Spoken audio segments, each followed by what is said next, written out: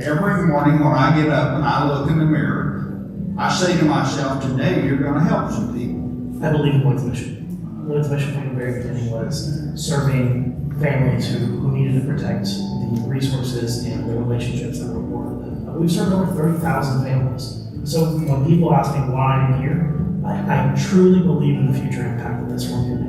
It's really important when a client comes in that they don't feel like we're trying to shove them out the door, that it's a long-term relationship.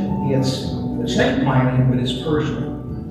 And we're able to minister to that person and give them counsel and give them guidance and let them know they're not alone. When we first walked in the door here, we just felt so at ease. They greeted us really in a wonderful, welcoming way. Just had a much more positive experience than we have had elsewhere. One of the things that we are known for is the fact that we have always put clients and their needs first. So service is extremely important to us. As I was getting older, clients were looking at me and saying, hey, your hair's getting gray, I think you're going to retire. And I looked for years for a company that would service clients in the same manner that I felt that I was serving my clients. And I finally found Copeland Barber. I've learned over the years that you do business with people you like and you trust, whether it's the gardener you're hiring or it's your surgeon and certainly an attorney. And what we found when we walked through the door was that pretty much immediately we loved the people here. That's why we chose Copeland Barber. Without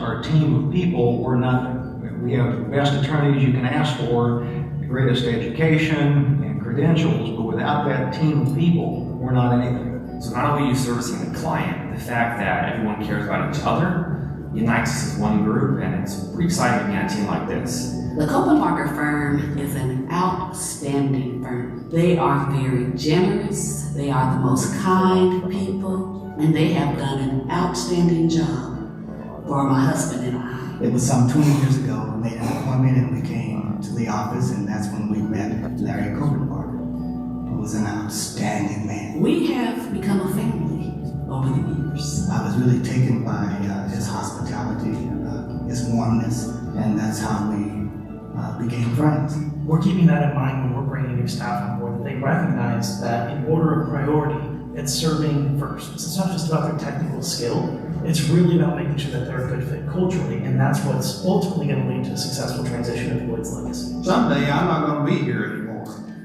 but the people who have relied on our representation will be. And I know the people that are the clients of Copeland Barber will be taken care of in the future just as well by the other attorneys. When you hear it from our clients, they feel like they're cared for here, and I think to come in and want to change that, I came here because I want to care for them and I want to keep this legacy going. It gives you a great sense of satisfaction that what you're providing to your client cannot be surpassed. Maybe equaled by some law firms, but definitely not surpassed. I'm very, very confident in the work that they do here, and my experience has been tremendous. I believe sincerely when I look at the future possibilities of this firm that we can impact thousands of families, just like we have in the last 40 years. Every night when I go home and I look in that same mirror, I can say to myself, you had an impact in some people's lives today that will make their lives better. Now, how does it get any better than that in life? All right, one of my favorite videos. Short slides here, and we're going to have our first rock star up, Victoria. My name's David. I'm also known as the church guy, the tech guy, and whatever you need me to be.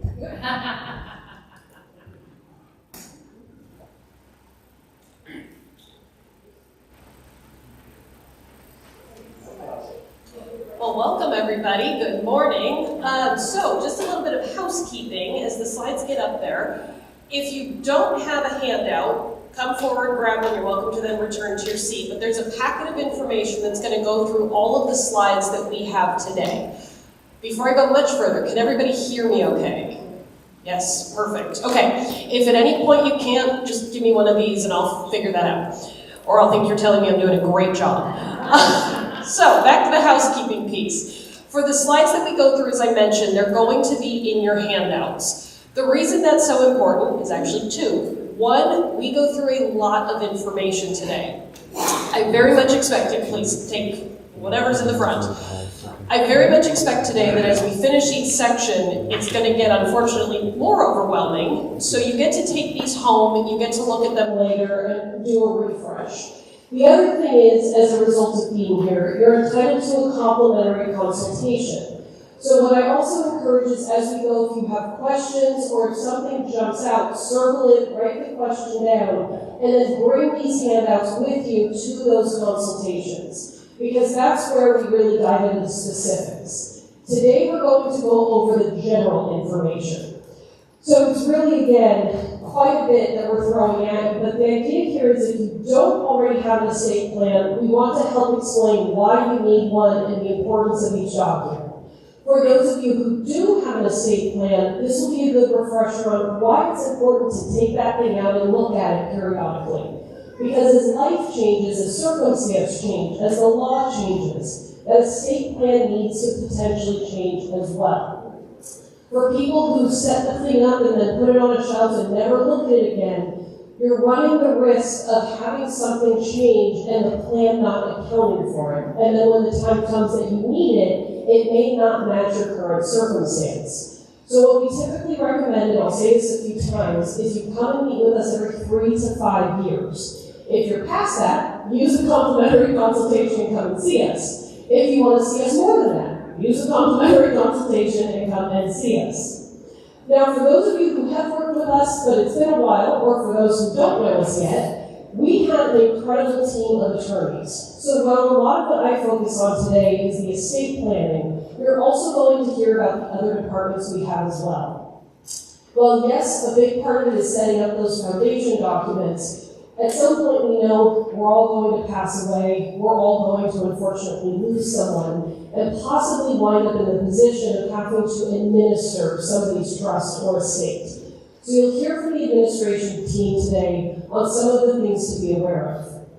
Maybe you have a small business or a large business. Maybe you have a rental property or have some advanced charity questions or tax questions. You'll also hear from our business and tax attorney today on some of those topics. And most of what we talk about is how to avoid court. I don't think anybody wants to wind up in court. At least I hope not. But unfortunately, things happen. Sometimes someone wants to fight over the money no matter how much planning you did ahead of time. We do have a litigation attorney. You'll hear about that department today as well. And our incredible staff is the reason we're able to do what we can. You got to meet some of them out there today, but we have a wonderful powerhouse of staff that help make sure that we can get questions answered in a timely manner. If you work with one of the attorneys, odds are you have a team behind you as well. And then we have offices all over the state, but we can also meet on Zoom or the phone. So if a physical location is not convenient, if you're sick and you aren't able to then come to the office but still want a meeting, we're able to again meet remotely as well. All right, so let's jump into topic number 1, and that is the estate planning essentials. So for those of you again who do not have an estate plan, this is going to help cover what are the documents that you need. What are the things that we very strongly recommend you have in place to make sure you are fully covered. Now, when we're talking about estate planning, it's not just what happens when you die. It is also what happens in the event you're alive but become incapacitated. That's a huge component that unfortunately most people forget to plan for. But it's a period of time where if that happens, you're vulnerable. And we want to make sure the right documents are in place so that you still get the protection and care that you need. So the first one you need is your advanced healthcare directive. Other than the 2 kids running around, I think everyone in here is over 18. You need a healthcare directive. But it is also extremely important that you have a healthcare directive that was done since 2004. If you have a directive with a date older than 2004, it is no longer valid. The reason is HIPAA laws changed in 2004, and so without a specific statement in your directive, they are not supposed to be accepted by physicians. So for those who do have one, 2004 is your key date. The next piece, though, I go back to that 3 to 5 year component. If you have not looked at your healthcare directive in the last 3 to 5 years, take the time, if you have it this weekend, to pull it out and look at it. When you name an agent in your healthcare directive, this is the person who will make medical decisions on your behalf. And I want to emphasize that no one has an automatic right to make those decisions. If you cannot now verbally tell the doctor, it needs to be in writing. Otherwise, even your spouse does not have an automatic right. But when you've named agents, sometimes people pass away, maybe you're not as close to them, maybe as life has gone on, their feelings about healthcare and your feelings about, healthcare have changed. You want to make sure the person or people named really are the right people. So again, when you set these documents up, it's important to pull them out and take a look at them. The other thing is, for almost any estate planning document, I guarantee you can find free versions online. But unfortunately, when you see free or cheap, it is in almost every case because quality is being cut. They've made it a very, very simplified document that may not cover all of the issues. One of the things with Cope & Burgers is they're very detailed, including things like, do you want to be on life support? Would you want organ donation? Life support in particular is one of those decisions that rather than just a general statement, it is so important to have something where you've actually signed. Do I want life support or do I not? Because when the time comes and you can't communicate, your agent will have questions. What does the person want? And when you have answered it definitively and clearly, it not only allows you to still have that control and autonomy even when you can't communicate, but your agent has a huge weight lifted off of them. I can speak, unfortunately, from personal experience on that with my grandma. She had to make that decision for her, but it was an easy decision from the standpoint that she had already made it. And so I honored her wish. I didn't have to waffle. I didn't have to feel guilty about making that choice. I was carrying out what she wanted. Again, personal experience, it was as weird as it may sound, a gift to have that great answer. So if you do have a healthcare, but it's very simple, it's a couple of pages at most, I would take a look at, do you want one that's more comprehensive? Now, for those of you who have Kaiser, one of the things to note, Kaiser is requiring very specific language be in healthcare directives that they do not provide. If you already have a Cope & Barker one, and you have Kaiser, and you haven't seen us in the last 2 years, come and see us. It's a very quick addendum that we can do for your directive. If you don't have a healthcare and you set one up new with us, the language gets added automatically. So especially for those who have a directive but have not seen us over the last, year and a quarter, now is the time to come in so we can verify, is your directive fully up to date for Kaiser? The next one you need is a financial power of attorney. So I really want to emphasize the difference. With the medical, it's who makes your medical decisions. That one's the one that needs to have been done since 2004. Your financial power of attorney is, okay, I'm incapacitated, who's going to manage my finances? If I need to go into a skilled nursing facility, who has the ability to now sign that contract? Who can manage my retirement accounts, sign my checks? Make sure anything I need on the financial side is taken care of. The important date for this one, it has to have been done in the last 5 years. If you have a financial power of attorney older than 5 years old, banks are rejecting them for being stale. It is not that they are no longer legally valid, but banks are essentially trying to crack down on financial fraud and elder abuse by saying if it is older than 5 years, again, it is stale, and they're going to either ask more questions or just flat out reject it. So if you look at your document or you have questions on it, and you see it's older than 5 years or you're not sure, now is the time to come in and see us. Again, this is someone you're giving a fair amount of control to over finances. So as I keep saying, take it out every so often to make sure the agents named in there are also still people that make sense and that you trust. The other reason these two are so vitally important, beyond the fact that we want to make sure you've retained control when you're incapacitated and that your wishes truly are carried out, but the other issue is if you do not have those documents in place or they're not valid. Unfortunately, if you become incapacitated, we have to go to court for what is called a conservatorship. That is where the court determines who's taking care of you medically and who's taking care of your money. Those two documents I talked about would have cut that out. It would have answered those questions. Without them, again, no one has an automatic right. Especially with finances, I often hear, well, my spouse is on my house and on the bank accounts. Why is that a problem for them? I challenge that A, what if something happens to your spouse? Then you have to, again, go to court and get a backup. The other issue becomes your spouse is not on all of your accounts. Things like retirement or life insurance are in your name alone. They may be named as a beneficiary on that account, but they are not an owner. And so if you become incapacitated and they don't have something in writing saying, I have the authority to manage it, that money can get locked until you pass away. And it may be very vital money to help take care of you or keep the family running. So again, we want to make sure those things are in place so you have them when you need them and you don't need the court to get involved. Because anytime the court is involved, it's slower, it's more stressful, and it is more expensive. So we again like to avoid the court. Now the next question we look to answer is, do I need a will or do I need a trust? Wills are very restricted in California. Not many people truly fall under a will category because the only people it applies to are those with no real estate or real estate less than $750,000. In California, whether you realize it or not, most properties, especially in the Greater Bay Area, are no longer under $750,000. So that's a pretty hard restriction to meet. The next one is you also have to have less than roughly $209,000. Again, that may be harder than you realize.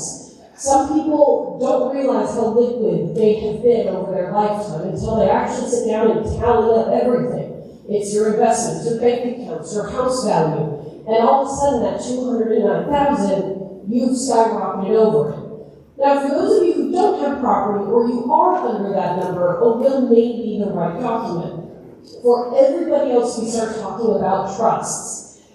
And the reason is if you have a will, but you have too much money, essentially, if the state has said, no, you're too wealthy to just have a will, but you only have a will, again, the court has to step in, and that is in the form of probate court when you pass away. That's what the court is essentially saying you didn't answer enough questions up front. We have too many things left outstanding. Even if you had a will, we need to step in and confirm who you've named as executor. They get to confirm or deny that person. They get to determine what happens with debts. So if you have a mortgage, a car loan, anything like that, in most cases those have to be paid off before it ever transfers. Well, that sometimes forces sale of property. Sometimes it means that the people aren't able to inherit at that point. It can cause a lot of problems. And ultimately, they get to decide who's going to inherit. So again, even with a will, if you said, my kids inherit, the court has the final stamp of approval on that. And everything runs under their timetable and under their rules. If you've ever dealt with court, which I hope you haven't had to, but if you have, you know they're not generally known for efficiency. Most government entities aren't. And unfortunately, the court is no different. And especially with COVID, the court shut down for a fairly lengthy period of time, which made an already impacted system even worse. So it's extremely time-consuming, and basically the money gets to sit there while the family doesn't get to inherit because the court timetable is taking forever. The other issue is the cost. So one thing I want to really emphasize, the court looks at the gross value of your estate. What that means is if your home is worth $1.5 million, they do not care what your equity is in that home. Your equity could be $1. They don't care. They're going to look at the full $1.5 million valuation and put the fee on that. Now, you'll notice attorney fees are one of the highest numbers on that. So, for one, why as an attorney am I telling you not to go to court? It seems like, why would any attorney avoid court? For one, it's not in your best interest. And at Copenhagen, our primary goal is to make sure you are actually taken care of. And that is a very avoidable number. So that's one thing. And the other is we believe in legacy. We want to make sure that the money goes where you actually wanted it to go, not to us and not to the government. But we don't even set these fees, the court does. So when something is in probate, as I keep saying, the court gets the control. And everything I'm going to emphasize from here on is how to make sure you keep the control and that the person you appoint gets that control when you're gone. So that is where we really start to talk about trusts. So that's the great news. All of these nightmares I talk about are very, very avoidable. The first two documents, the healthcare and the power of attorney for finance, help avoiding capacity issues. Your trust is designed to also address incapacity, but really address what happens if I'm gone. So you get to decide fully who's going to manage if I can't. And if that manager can't, who's going to be the backup to them? You can have as many backups as you want in your trust. I encourage you to put as many as you would like. You also get to decide who's going to inherit when you're gone. But not just who, how they inherit, when they inherit, what specifically they inherit. Because just because you've got 3 children doesn't necessarily mean you want those 3 to inherit the same way, at the same time, and over the same period of time. So we have additional protections that can be built in to account for your specific situation. Your trust is fully customizable. There are certain components that are law and we have to put them in. But the stuff that matters to you, we can do whatever you want, so long as it's legal. So, that's my key piece.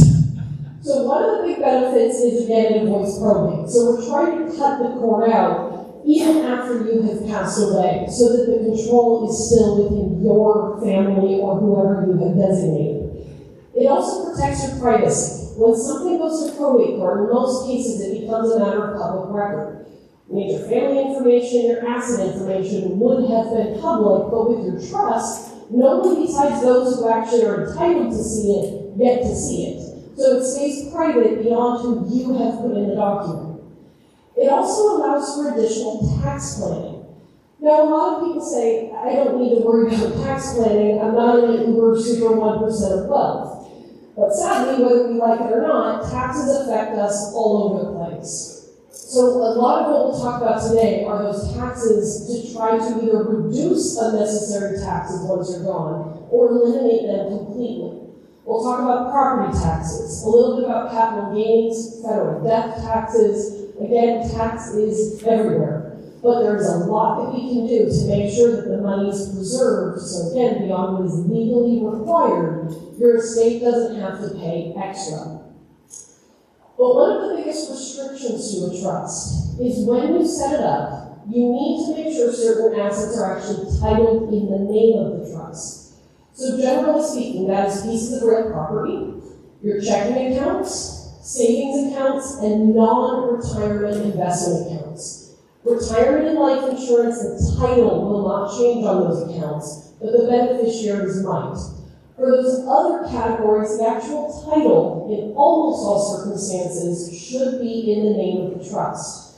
Now, I say almost all because there's absolutely exceptions to that rule, which is why if you have any questions on that, come and see us. Because the issue is if you pass away and an asset should have been in the title of the trust, and it doesn't have any beneficiaries, it then at that point has nowhere automatic to go. And it opens the door for the court to come back in to try to control that asset. But the good news is, jump one and then go back.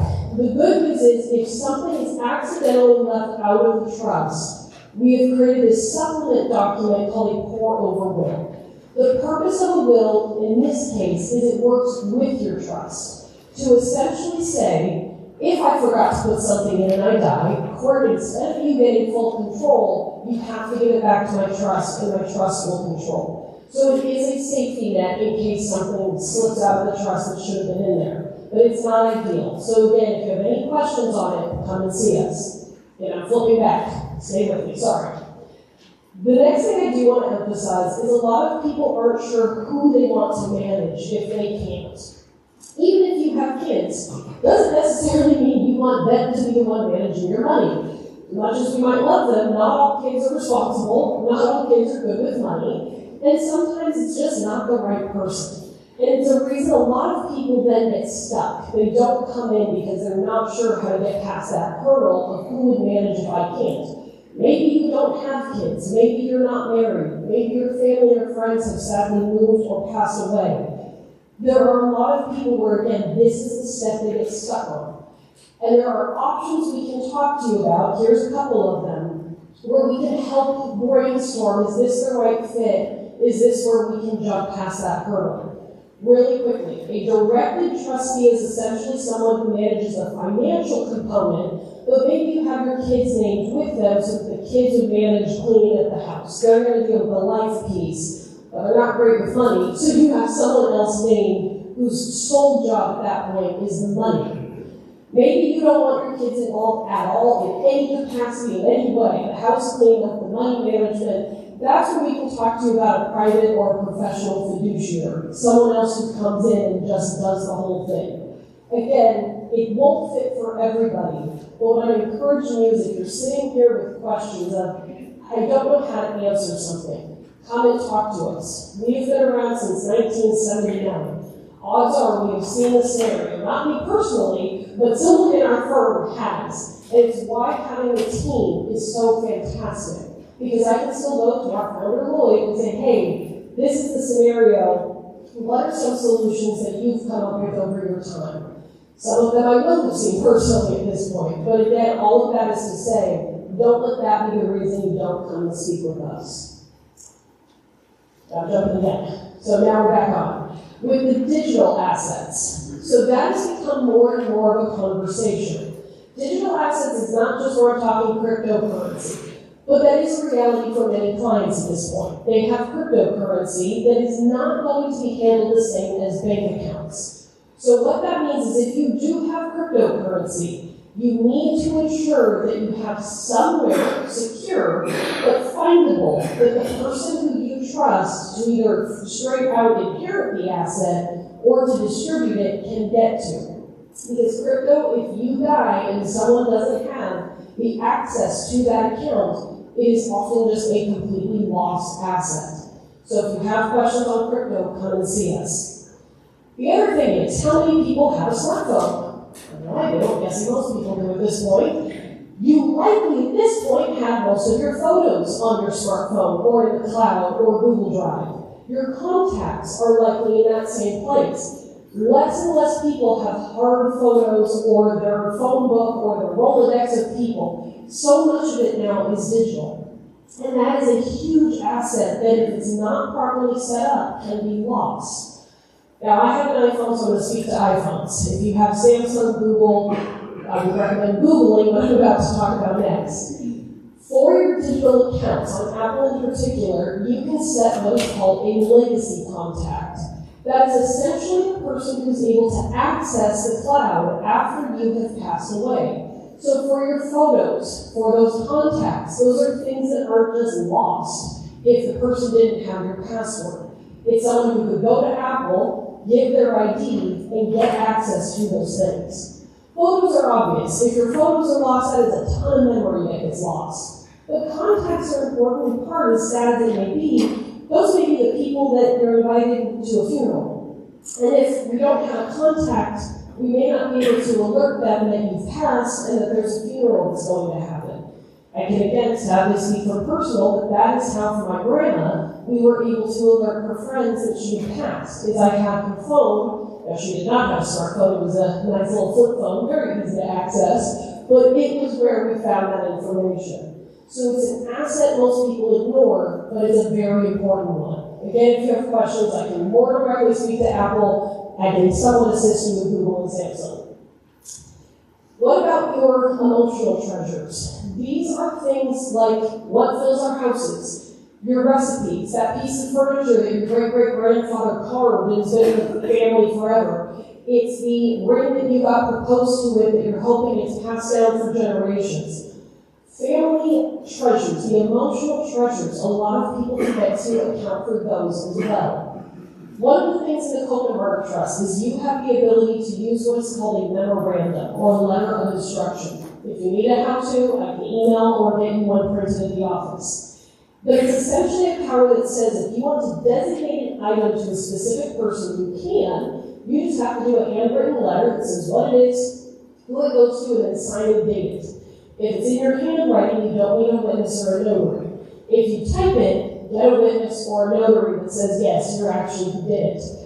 But emotional value items are the things that get fought over when someone passes. During your life, most of the time people hear, nah, I don't want it, Mom, I don't want it, Dad, just get rid of it. And if you've heard me talk before, and you've heard me say this, that is 100% true until you have passed away. And then all of a sudden, those things that didn't seem like much, all of a sudden are the tangible items we can still hold on to. It is the things that we now get to actually keep that remind us of that loved one. Again, use my grandma. I have a ton of her recipes. My daughter, who you've seen running around most likely, never got to meet her. But every time I cook one of those recipes and she gets to eat something that my grandma would have created, it connects them in a way that I couldn't really do otherwise. Because again, those pieces, if you have questions on them, if you need help with thinking of ideas and how to capture that emotional value, we're more than happy to talk about that as well. And I really want to emphasize, especially for those of you who don't have a plan yet, try to avoid the do-it-yourself estate plans. There is a myriad of different reasons, but the analogy that dawned on me recently is home improvement projects. I took it upon myself recently, I hated the finishings in one of our bathrooms, and I thought, I can do that, it's easy, it's a screwdriver and it's putting things back together. And I actually did fairly well right up until the toilet paper holder, which had a screw that had basically fallen apart and I couldn't get it out. There's now a beautiful, horribly looking patch job where the toilet paper holder was, because eventually I ripped it out of the wall because I couldn't get it off any other way. When we're looking at estate planning, very often it seems simple on its face. It seems like all I need is a screwdriver, a screw, and I can do this. But with estate planning, there are a lot of rules, frankly, designed to trip people up. They're even designed to trip attorneys up who don't focus on this area of law. So while so much may seem straightforward, I'm just going to name a person, I'm going to say who inherits, and off I run, unfortunately what often is not seen are those tripping hazards. It's that toilet paper holder with the screw that no longer wants to just pop out easily. It's the thing that when something goes wrong, the easy or cheap or free documents did not account for it. So when you see DIY, yes, having something is often better than having nothing. But you need to think of estate planning like an investment, not only in yourself from an incapacity standpoint, but for your future protection. So again, I cannot emphasize enough, try to avoid these where possible. And I know that's not to say everyone can or will, but there truly are a lot of complexities designed to make sure you wind up in court. Our job is to avoid court, as I keep saying. So when you see cheap, be careful. When you see free, be really, really careful. And when you see that an attorney will not be involved, run the other direction. There are a lot of companies online with these cheap plans, but an attorney never gets involved, which very bluntly means if something goes wrong, you have nobody to hold accountable. Only an attorney can be held liable for legal errors. So if you have no attorney involved and something happens, you can't hold them accountable and your family can't. And while we never want mistakes to happen, because we love to say we're perfect in everything we do when it comes to the law, who's perfect? Not me.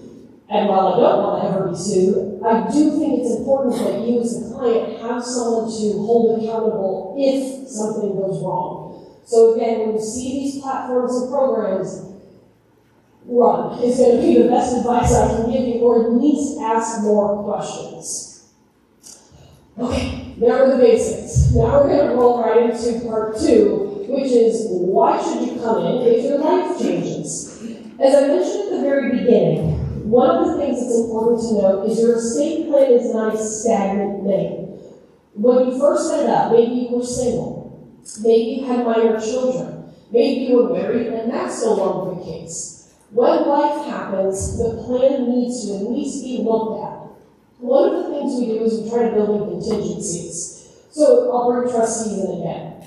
You have your primary backup, but we'll talk about, okay, what if your primary can't serve? And even what if your secondary can't serve? Do you have a third in line, a fourth in line? Again, however many you want. But it's because we're trying to avoid you needing to constantly come in and shift things around as life changes. But there are a few changes that really do require the document be looked at and very likely updated.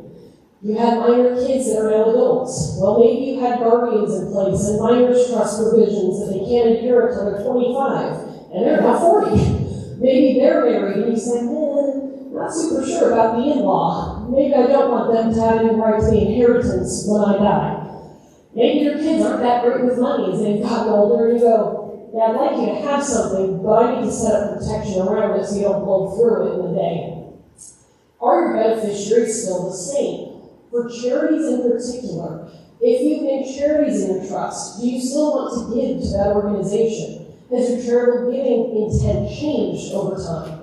Were you part of the church back 30 years ago and now you've moved and you're part of a new church or any religious organization? These are things that we want to take a look at the beneficiaries and make sure, are they really the right people to inherit? Are you planning to move? Now, most people are not moving into California, if we're being honest. More often than not, we talk to people who are trying to get out of California, just even from a pure cost standpoint. When you're moving, though, you're likely changing your assets. You may be selling a property, buying a house, closing and opening bank accounts. And in that shuffle, are you still making sure the assets are properly titled? These are things that we want to make sure get done before the issue comes up. If you're planning to leave California, I want to emphasize, talk to us before you do to make sure assets are being accounted for correctly. We can still be your estate planning attorney if you move. So even if you leave California, because we started the relationship here for estate planning, we can still help you with Copeland Barber documents. Your documents are also, if you're moving, still valid in almost every state with very little change, if any change. The big exceptions, Louisiana and Florida. If you're moving there, I would definitely talk to an attorney in those states. They have very, very different rules. Most of our clients are looking at Texas, Nevada, Oregon, Idaho, Arizona. Very few changes, if any, end up being needed for documents that go to those states. So I do want to encourage, just because you move doesn't mean our relationship has to end. Have you gotten married or divorced? For married couples, you have additional planning protection options that we can talk about. One of them is called an AB trust. For especially blended families or even young families, the goal here is to essentially say, if I die, my spouse can still use the money, but he cannot change where my half goes. It will be reserved for our children. So again, I'll take care of you, honey, but if you remarry, I do not want you changing that my half is not going to the kids. So it's a remarriage protection. It's one of those options, again, that may not be applicable, but it's worth having a conversation. Have you gotten divorced? Well, if you've gotten divorced, you probably don't want your ex-spouse as your healthcare representative or your financial representative. Come and see us. There's likely a reason that you're no longer with that person, and I would challenge you no longer want them in your documents. So again, as life shifts, just come and talk to us. It may be that nothing has to change, but it may be that it does. What about your adult children? Whether minors were really concerned about what happens if you pass away before they're 18 or before they're in an age you think they're mature enough to manage their money, which in most cases older than 18. But now they're a 30, 40, 50-year-old even, and you're concerned that they may be inheriting a decent amount of money. And how do I help preserve it to make sure that if they have any financial issues of their own, it doesn't wipe out the inheritance? So we have protections from divorce, lawsuits, creditors, bankruptcy, and the IRS that can be put in place. So that a child can still inherit, but again, if they have any financial issues, it doesn't come and swipe away the inheritance. It stays preserved. And it can also ensure that when your child dies, it would go down to your grandchildren. That way it stays within the family. So there are these additional layers of protection when a child becomes an adult that we want to make sure you at least have the information about to then make the decision. Now I keep saying we move quickly. I'm covering these topics very broadly. If you do have more questions, again, use those consultations and we can dive into them more specifically. A big one is for beneficiaries with special needs. This is someone who may need government benefits to help take care of them because they have a permanent disability in some way. Most people are under the impression that they cannot leave that person any money, period, in their story, or they will lose their benefits. Or they're not aware that if they leave that person money outright, they'll very likely lose their benefits. So this is where we talk about special or supplemental needs trusts. It's essentially where an inheritor can have money set into a trust for their benefit that is managed on their behalf to supplement what the government does not provide. That way, if the government doesn't cover the full range of their needs, you can still leave them a portion, but it helps ensure that, again, they don't lose essential benefits. The other perk to doing this is it means, with what's called a third-party supplemental needs trust, when that person dies, the government doesn't get to claw out of that trust. The trust will not be used to pay them back. It will transfer to whoever you ultimately want to inherit. So again, it keeps it in your family rather than going back to the government. You'll notice there's a QR code on the bottom of this slide. If you scan that, what it means is it'll take you to a webinar we've done on this specific topic. So if this does speak more specifically to you and you need more information, go ahead and check out the webinar that we have done on this topic. And that's throughout this packet, you'll see those codes. It just means we've done additional education material for that thing specifically.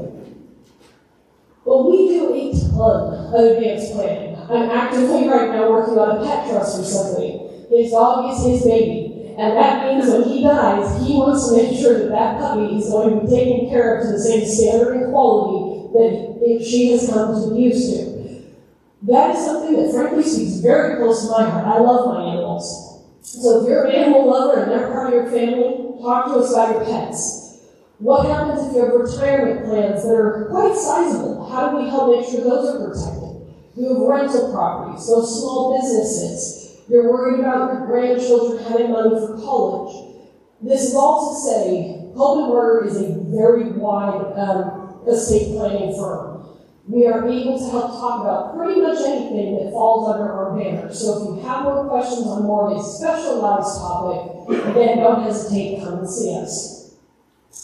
But I also want to emphasize, especially for those of you who have a plan, an email to me is not enough to implement changes. If you have a document and you want to change who's going to inherit, emailing me that, hey, I want this person to receive X, doesn't actually do anything on the legal side. It's great information, it'll tell me that you need a consultation, but an email is not a formal amendment to that document.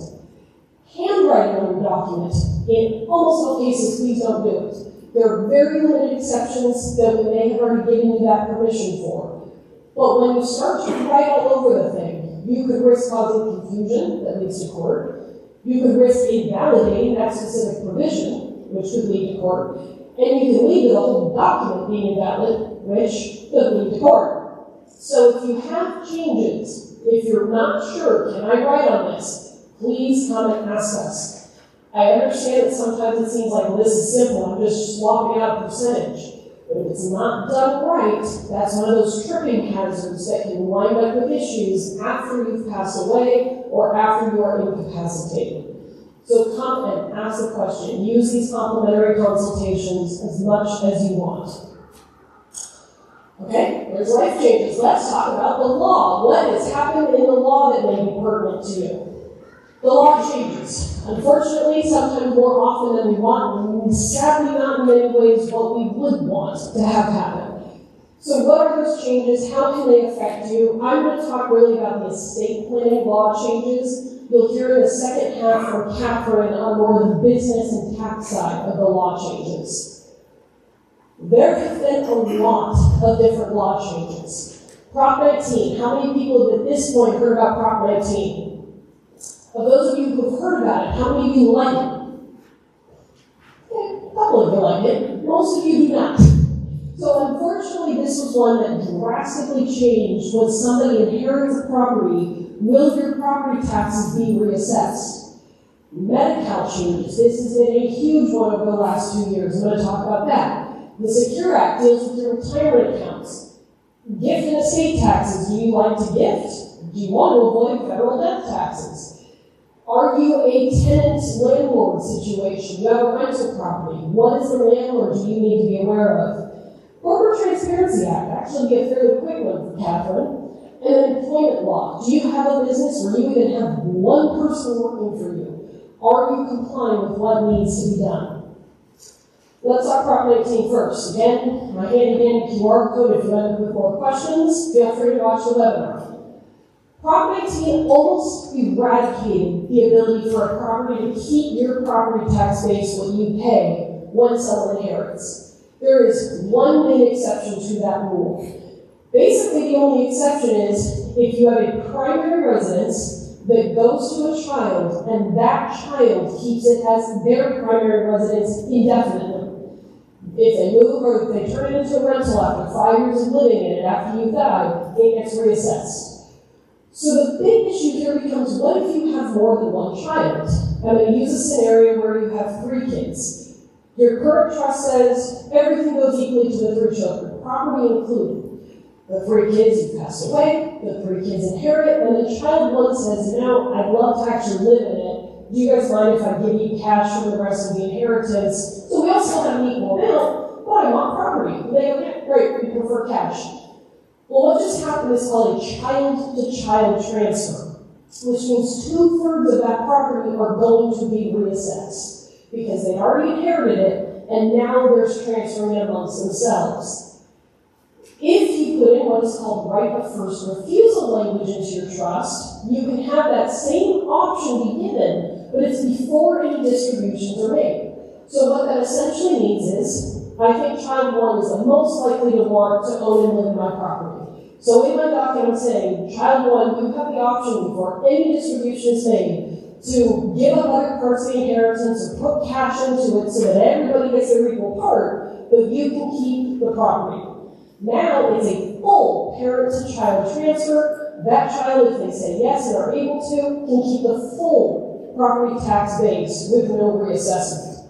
Child 1, it comes to the time that I don't want it or I can't. You can say child 2, you have the option. They say no. Child 3 has the option. If they say no, all right, they figure out what to do with it. But it preserves the option.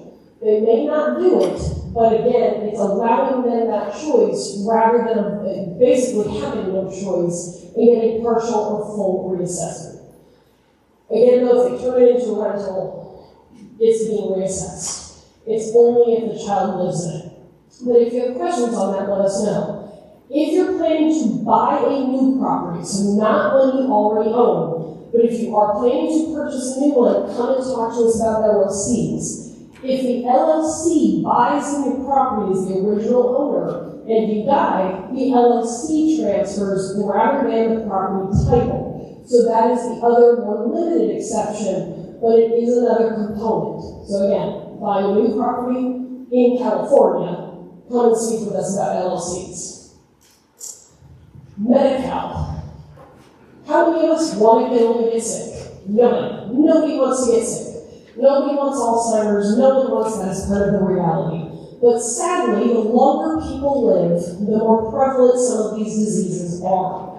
Which means it's a very big concern for a lot of our clients. And it's one that we've looked to address and have addressed for over a decade now.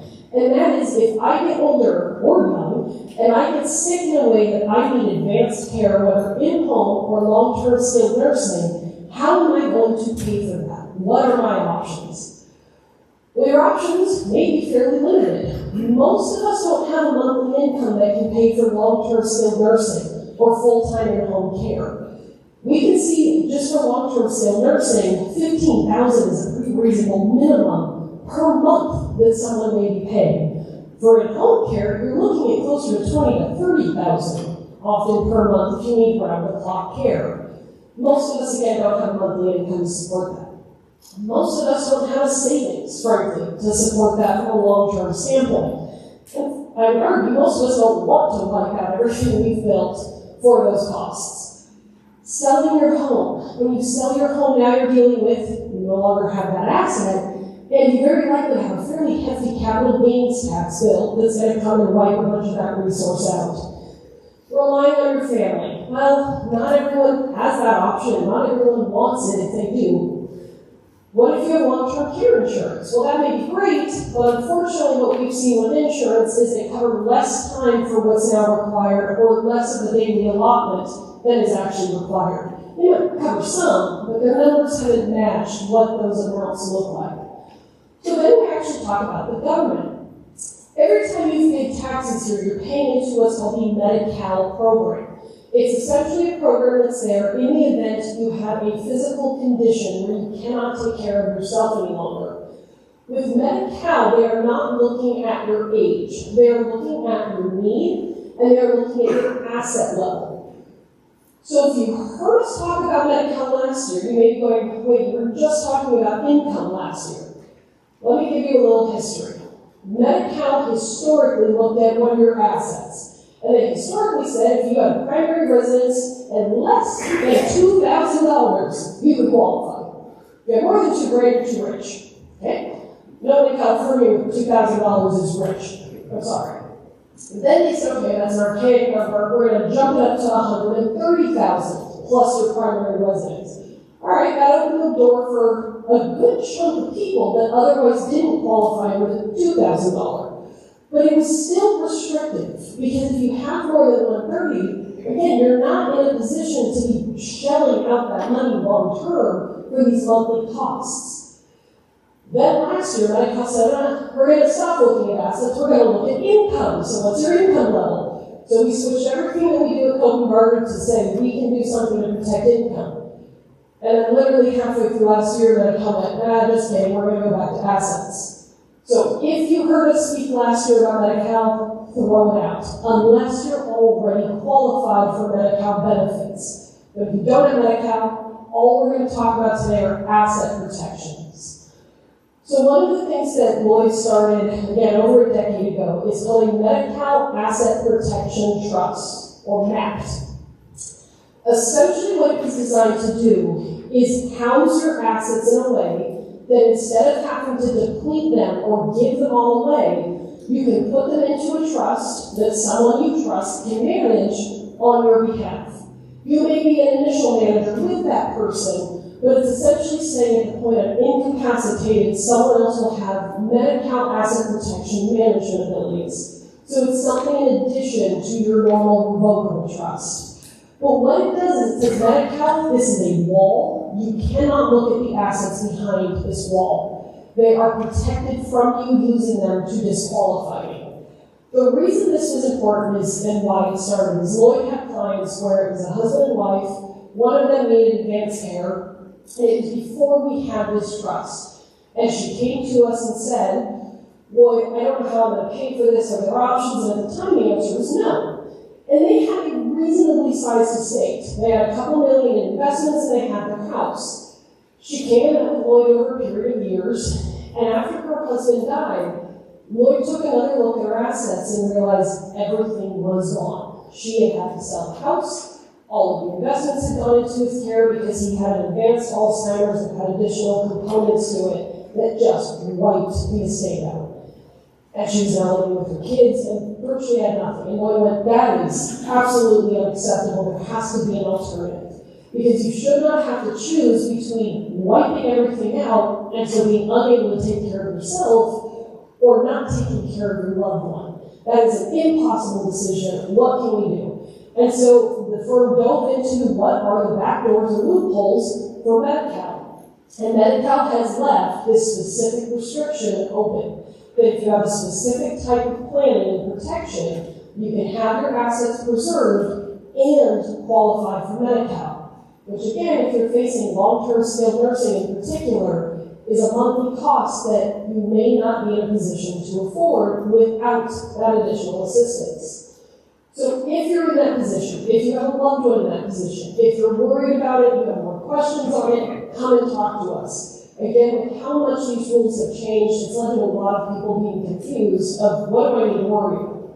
So again, use those consultations, come in and see us. Again, if you have a primary or less than $130,000 as a single individual, Medi-Cal is more open to you automatically. For anyone who has above that $130,000, again, you're the people I'm more specifically talking to today, and if you have further questions, we are more than happy to answer them. The other thing is, are you trying to qualify for Medi-Cal and you don't have someone who's able to help you? we can be that person as well. We work with a medical qualification specialist. We often work as a go-between between the client and her, so that we're assisting in gathering documentation. Because Medi-Cal does not want you to qualify, very bluntly. They send you form after form, they deny it for a variety of reasons. They're looking for the reason that someone should not get the benefits. I went through it with my dad. Trust me, the forms are designed to trick you. Thankfully, I was able to help him for a period of time, but because the forms ended up, a lot of you filled them out, sent them in, I didn't have the chance to look at them. They denied his disability. We had to appeal it using, attorneys. Essentially, yes, he got his benefits back, but attorneys were involved. I would much rather have been involved up front and never had to go through the appeals process, because it took an additional, it was between 6 months and a year to get him the qualification that he needed to pay for the care that he needed. So doing it right the first time, as much as people don't always want the lawyer involved, is better to have done up front than deal with appealing it if it's done wrong the first time. So Copenhagen is designed to help with preventative planning. We are designed to help answer the questions up front. But as I mentioned, we also have the administrative team where if things aren't done up front, or with the litigation team, if things are not answered correctly, we can still come in and help you. But our goal is to make sure things are done right the first time and before the need comes up.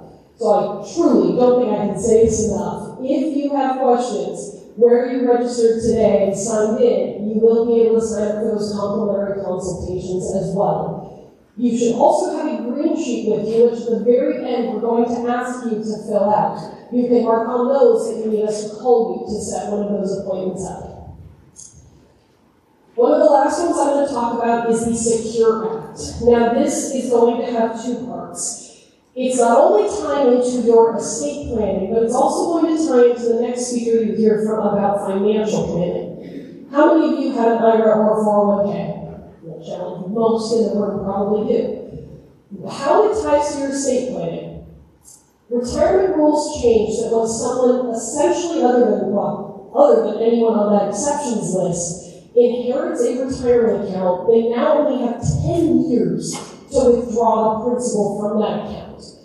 So from a financial planning standpoint, that can very much change your strategy during your life. Okay, do I still want to be putting everything in retirement and leaving it in there, or do we want to start looking at alternatives? Do I want to change the beneficiaries on those accounts versus having them just go to my kids? There's a different way that the financial side is going to look at things.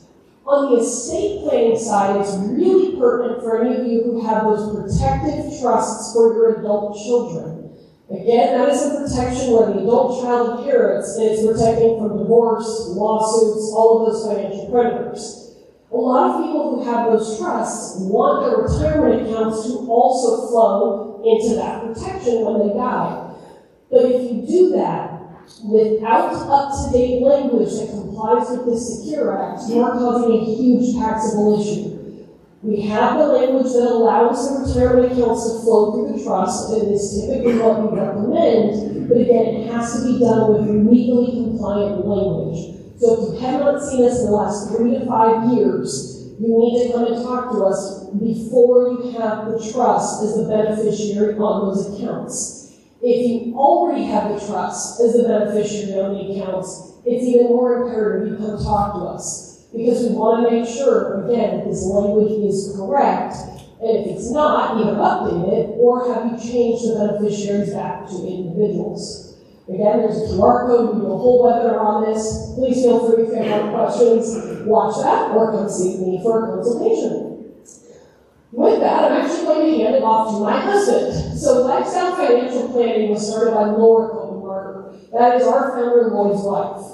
So over the years, Laura built a phenomenal practice where she was working with clients, a lot of whom ended up being Copenhagen clients.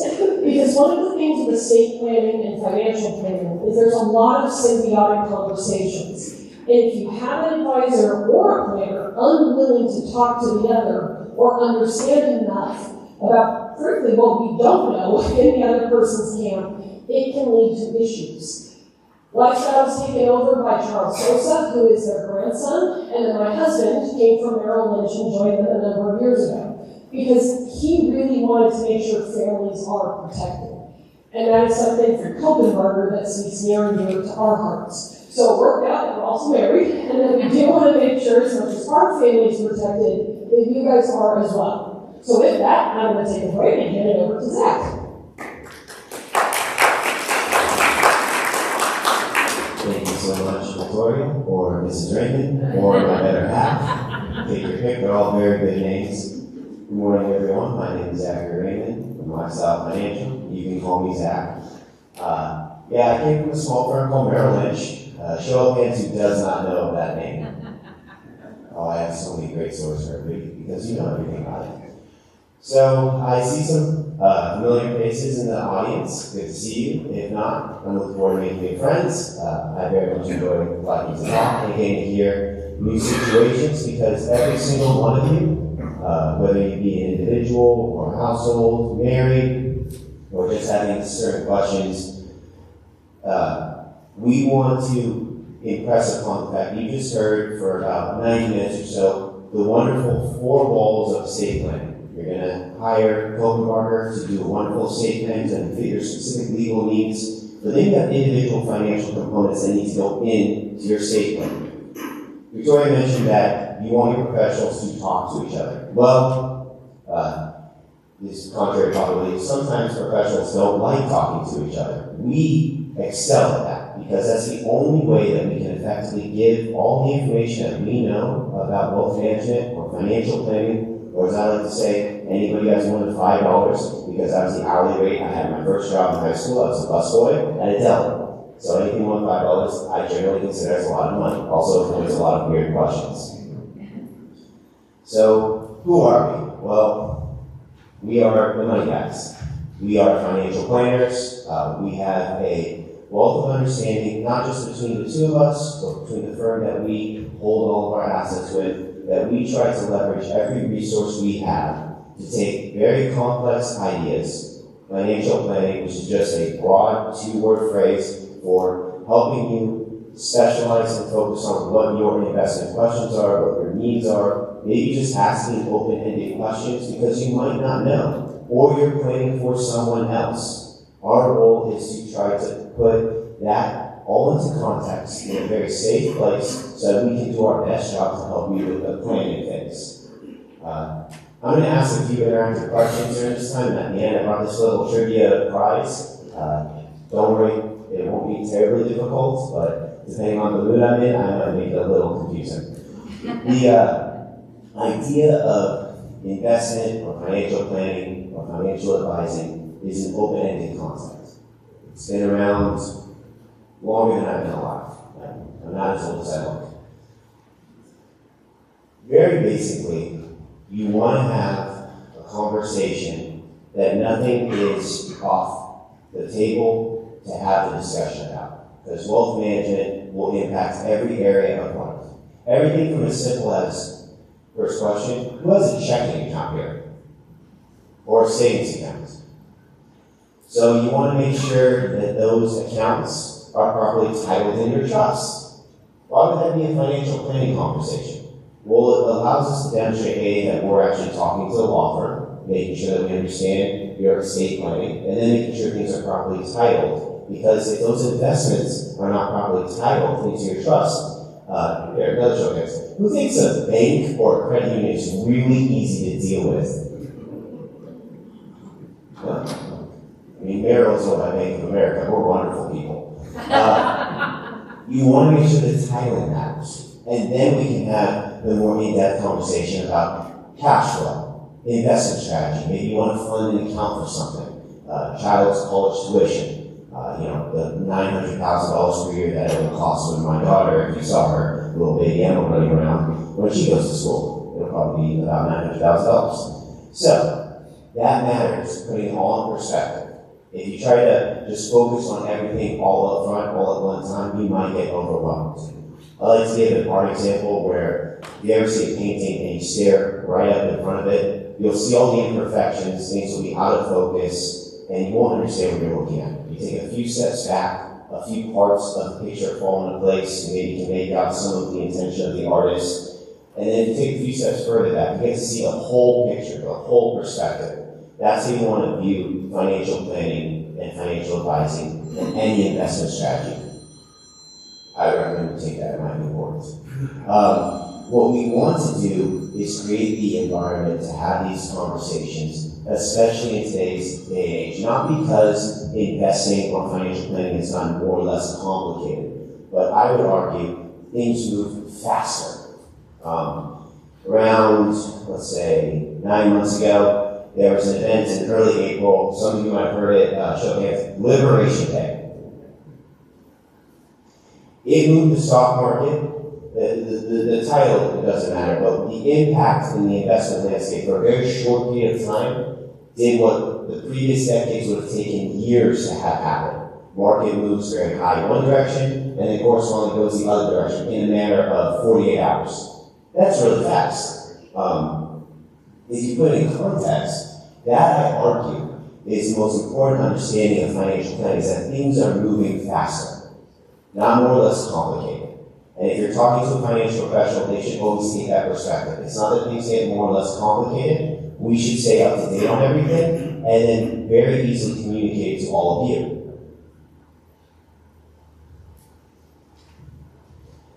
I like to tell people that markets do not ring bells at times or clouds, and do not try to catch falling knives.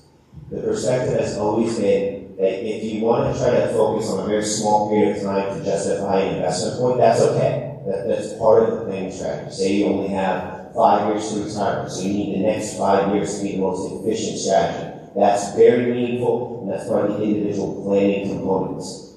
The other side of this, though, is what has those investments that you're thinking about for the next 5 years done for the last 100? Very roughly, we like to think about the investment life cycle of over 120 years since the modern stock market was established. There are some companies that have been around since the establishment of the modern investment landscape. I'll throw out a few. Who's ever heard of General Electric or Coca-Cola? Yeah.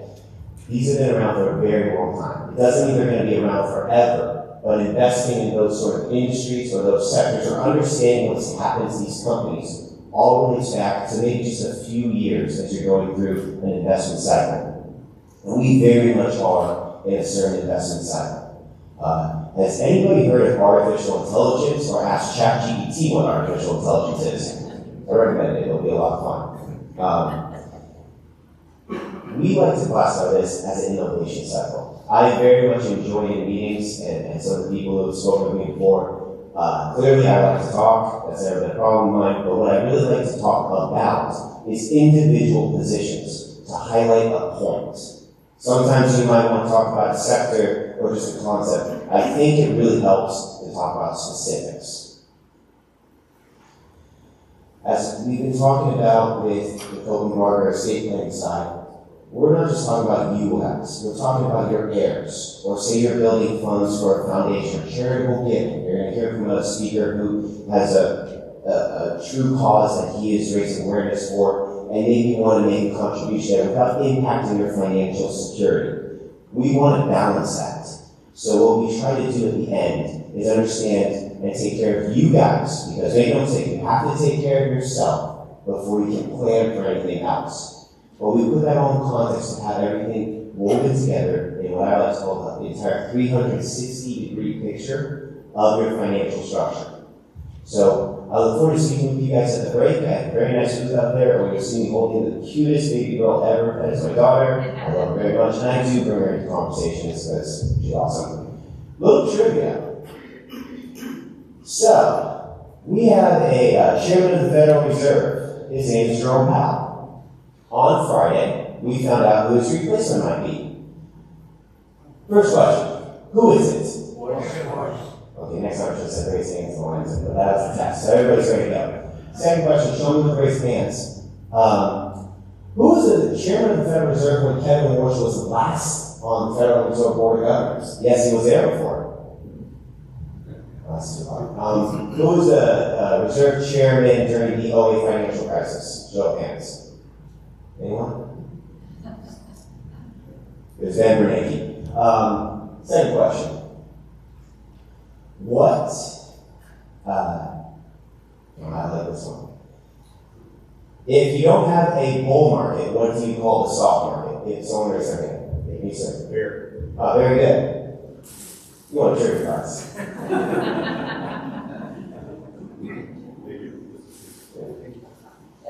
There'll be more, I promise you.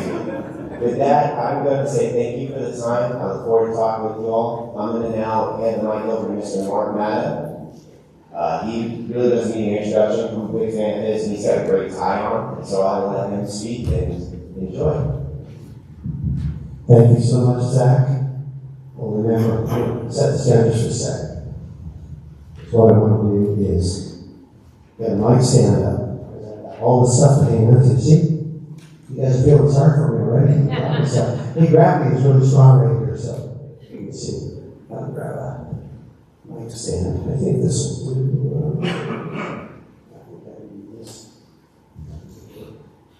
Years of worship leading experience, we shall see. This works. Okay, good.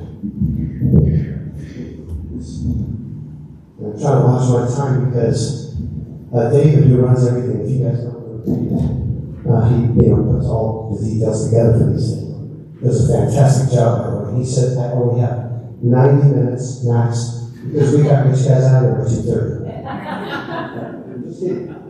All right. First of all, it's such a joy to be here, and I want to say thank you to you all and to the Copeland Barker team. My name is Mark Matta, and I work with the Pacific Justice Institute. And what we do is, if you take these two words and put them in a row, I want you to think about this. Free attorney. You ever heard that before? Okay. What we do is we provide protection for defending your religious liberty, parental rights, healthcare freedom, keeping men, for example, out of women's safe spaces, etc., for your wives and daughters. And then also, we're working with groups to ensure that groups on college campuses and high school campuses have simply free speech. They have the ability to freely speak without being censored. I just want to ask you a question, kind of a beginning question. How many of you feel that in America that liberty is under attack? Liberty, life, marriage, etc. is under attack. Okay, we're with you on the front line of that to defend those things, to defend liberty. And I would say, please, we have a table in the back, and I would urge you, just come back and talk to me. How many of you have a fire extinguisher in your home? Anybody have a fire extinguisher? Okay. You hope you'll never have to use it. I hope you never have had to. Fire blankets, by the way. Fire blankets are great for the kitchen. If there's a fire, you just throw it right over here and get close to the flames. It's a great thing. We're like that. You hope you'll never have to use this, because if religious liberty or parental rights or healthcare freedom come under attack, then you can call upon us, and we have a team of nearly 40 attorneys all across the country who will work for you freely. I want to give you some examples, but you're here today, and I want to say I'm a big fan of the Copeland Barkers. They pay me to come here. I'm kidding. They're my attorneys. They have been my estate planning attorneys for almost 20 years. And our founder, Brad Davis, he has used Copeland Barker, continues to use Copeland Barker for all his estate planning personally. So I think that's a really big, and I'll say this too, I've been a trustee 3 times. Have any of you ever taken an ice pick and put it in your ear? Okay, you understand, that's the trust administration process, okay. But with Copeland Barkers, they took a process that could have been 3, 4, 5 years, and they made it a 1-year process pretty much. Stayed out probate, and it was just great because the trust was, on all these cases, was well written in advance, so important. And my wife and I, of course, have trust with Copeland Barkers. Excuse me, I want you to think about these examples, okay? So let's say that you are a family member or a great employee, and you are told you must get a vaccine. Doesn't matter what vaccine. But you're told you have to get a vaccine or you're going to be fired. Is that fair? Who do you call? Okay.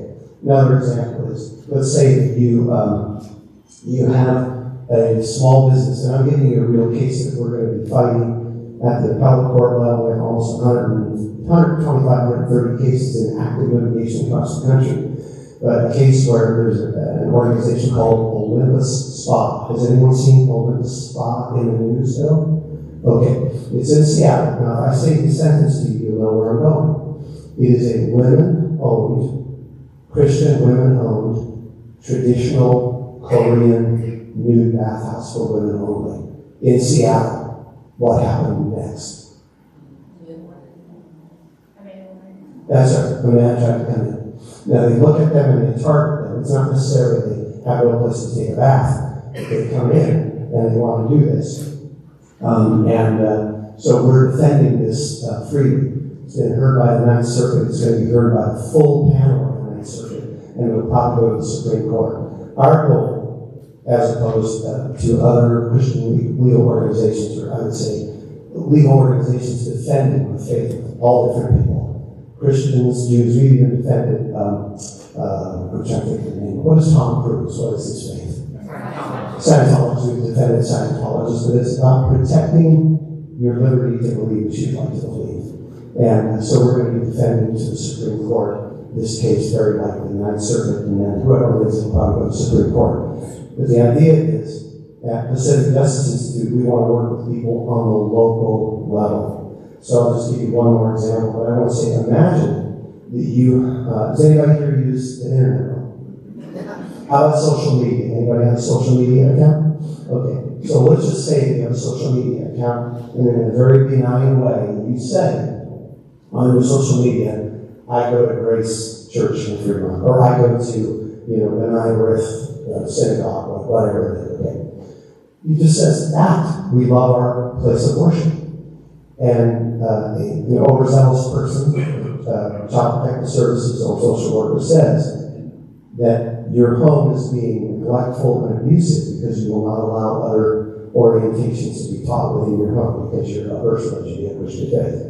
True cases, we have seen it, and we have gotten calls from people who say Child Protective Services coming over to investigate our home, or social workers coming over. Now, when that would happen, people need to know they need to be in touch with us immediately, because children can be removed from the home under the auspices of an abusive or neglectful home. And then it takes, now the burden of proof is on you to get that child back. It's absolutely horrific. But we defend those, and we do that for free, and we do it all across the country.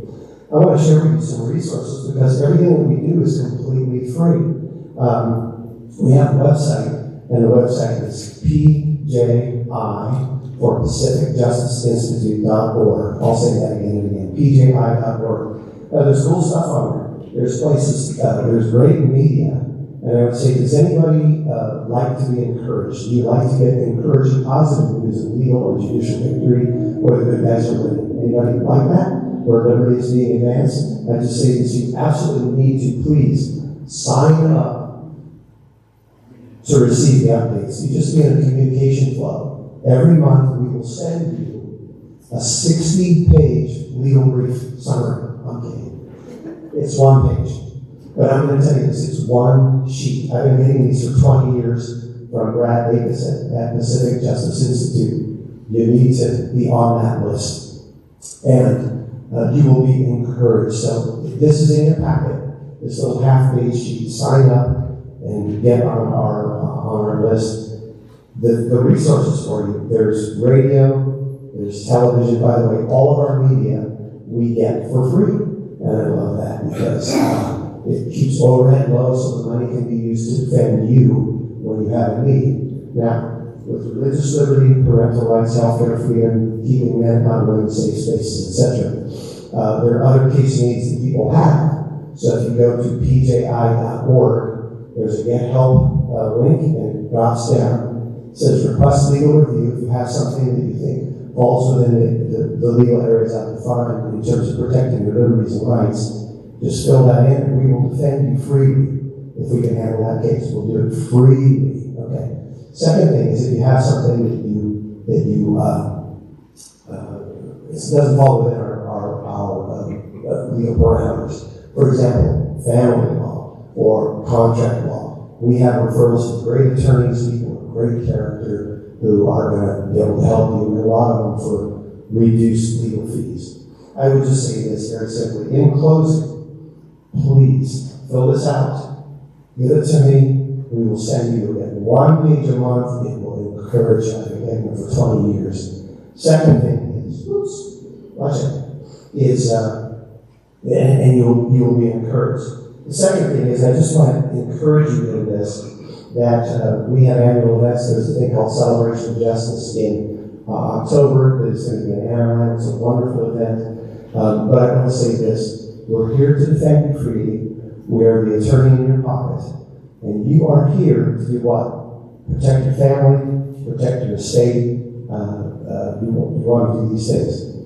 What are those things worth if we lose our liberty? We don't want to lose our liberty. We are standing freely, staunchly in defense of your liberty, and I'd love to speak with you. So please come see me at the table. Sign up for this. It's really important. You'll be encouraged, I promise. So thank you so much. Thank you, Robert. Okay. All right. Try not to hit myself in the head with the microphone. All right, who's ready for a break? Yeah. Not yet. Sorry. We got one more thing I gotta do. Sorry. Wake me back up and then we do get a break. How many in here are Access members? All right, wonderful. How many of you who aren't Access members have heard us talk about the Access membership program? All right, perfect. So a couple of things. One is we have something called the Access Membership Program. The reason this was started years ago now is Lloyd realized not everyone in the family probably has an attorney that they can just go and bother with estate planning questions in the dining room. And he realized for a lot of clients, we don't always have complex questions. Sometimes it's a really simple thing that you need a quick answer to, and you do not want a bill after you've had to call your attorney and ask that simple question. And so he created the Access Membership Program. So we have been serving clients for, again, since 1979, but we've also been serving this group called the Access Members. The goal with the Access Membership is, again, to give access to people who want it. Now, it is not a free program. It is something that our Access members bought into with a one-time, lifetime membership fee. But it was also a program that over the last couple of decades really hasn't changed. But obviously, pricing has changed, needs have changed, and so we've been taking a look at what does the Access membership program look like, and how can we make it even better. One of the biggest restrictions is, if you were an Access member and passed away, your membership ended. It didn't transfer to children, they had to buy into their own at the full price, there was no symbiosis for the family. And that was something that was getting harder the more generations that were in the picture. But again, our biggest goal here is to have that access when you need it without you needing that bill in the mail. Some of the perks of that Access membership, for those of you who are current Access members, you now have it's a $400 annual exclusion. What does that mean? You need that new financial power of attorney this year because yours is 6 years old, and so you've got to come in and get that document. Well, guess what? That document is about $400. Now, as an Access member, that document is free. Next year, you're going to then need a new healthcare directive. Someone passed away. Guess what? That document's $400. You get that credit the next year, that document is now free. You are mobility limited. You're in the middle, you had a car accident, you're going to be in recovery for a while, but you're in the middle of talking with us about getting your estate planning done, and you can't now come to our office. Guess what? We will go to you for free because you are an Access member. So with this program, our goal is not that you'll see all of the value year one, but it is over your lifetime with us, over your kids' lifetime with us, or your grandkids' lifetime with us. What will these benefits allow for them to receive? But the Access membership was historically only one tier, and it only applied to estate planning, because that was the main focus that we had. But again, Colton Barker has evolved, and our clients' needs have evolved. So now we have 3 tiers. They have their individual pricing, and that would be on, there's a gigantic billboard outside that if you missed it, get a new prescription because the thing's huge. But it goes over the different benefits that you get per tier. For our current access members, you are grandfathered into the foundation tier that has increased and new benefits for no additional cost. So if you're already an access member, congratulations, you get more for no more money. For those of you who are interested in having your kids get added to your access membership, there is now a way to do that. You want your grandkids to be part of your program. There is a way for that. So if you have any questions on what are your new benefits, how do you become an access member and get these benefits, how do you move up in tiers to get even further benefits, we will have our team out at the access table to help answer those questions. Again, it's an expanded program, so there's going to be some new terms. Come and speak to us about it. But again, Hope and Barker wants to be accessible. We do these education events. We have this membership program. We do our webinars because we want to make sure that as life changes and as the law changes, you have access. I hate hearing from people who work with other firms that they did their plan and never heard from their attorney again, that the relationship ended for all intents and purposes. Copeland Barker's goal is to protect you, to protect your kids, your loved ones, the charities that you have passion for, and make sure, again, you have the access. Have I said that word enough? I drilled it into you? All right, so questions on access, come and talk to us at the break, reach out to us online, give us a call, talk to us about it in that free consultation. So, again, I'm going to now allow a break. If you have any questions on that, again, we'll be out there to answer questions. We'll have about 15 minutes, start filtering back in about 10:40 for the second half of very exciting content. As I mentioned, a little housekeeping, you can sign up for complimentary consultations where you register. Restrooms are to my left, your right, and there are plenty of refreshments. So please help yourself over the break, but as a reminder, they can't then come in here. All right, break. We'll see you back here soon.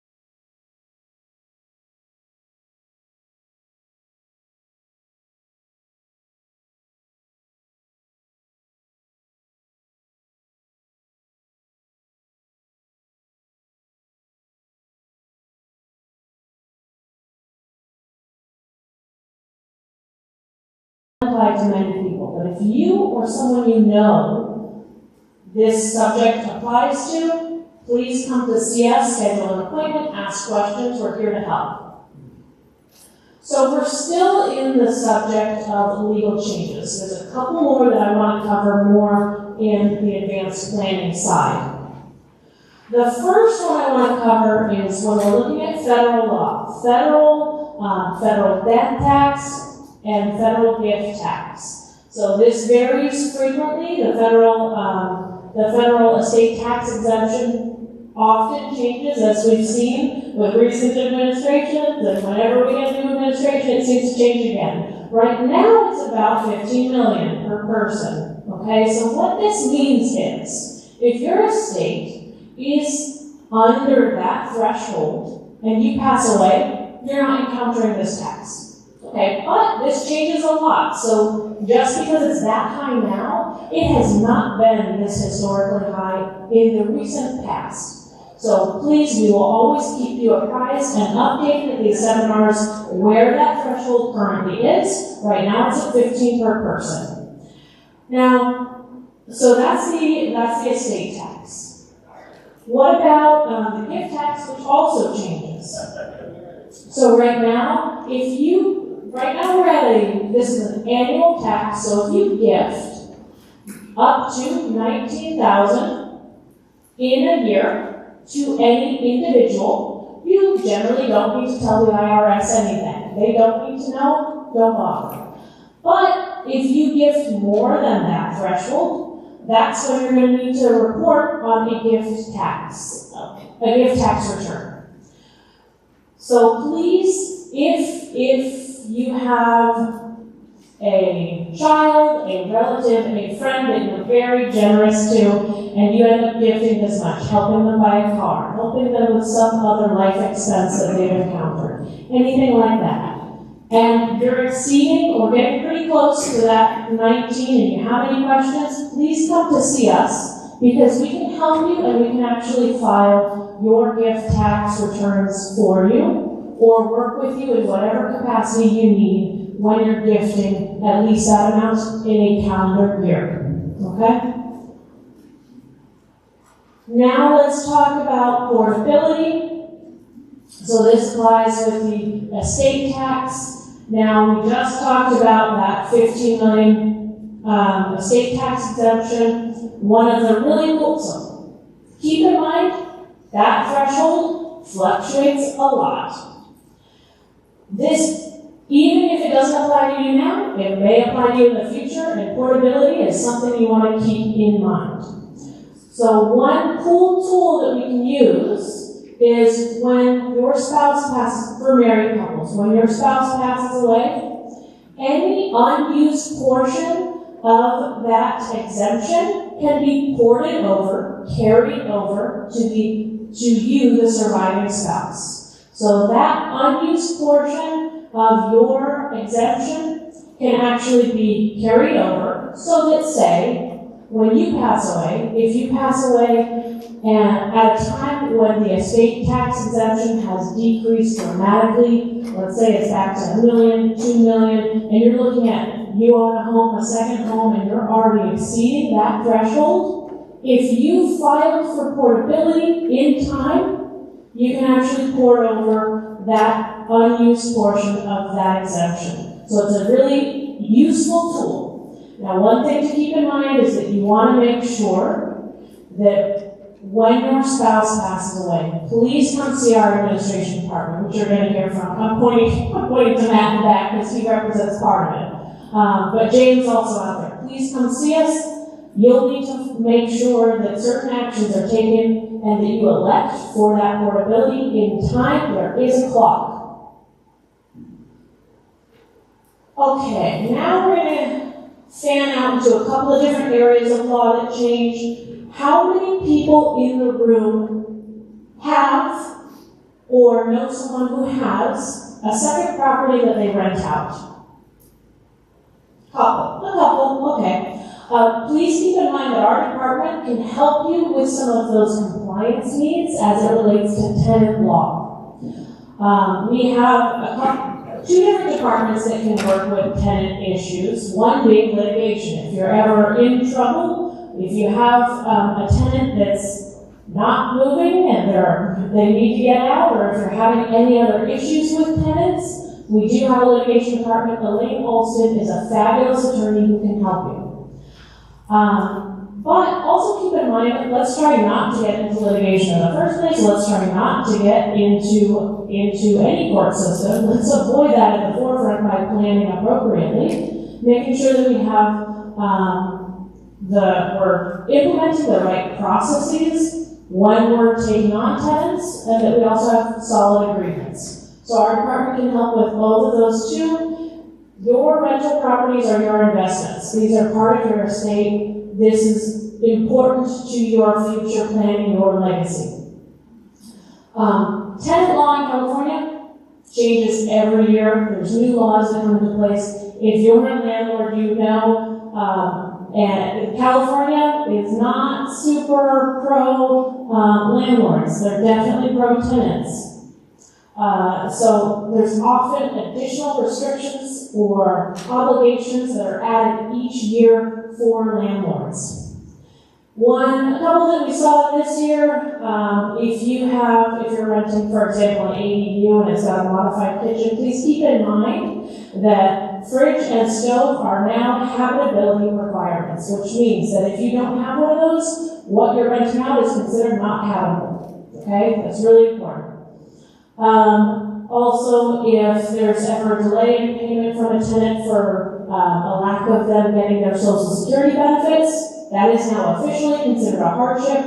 You cannot punish them for that generally.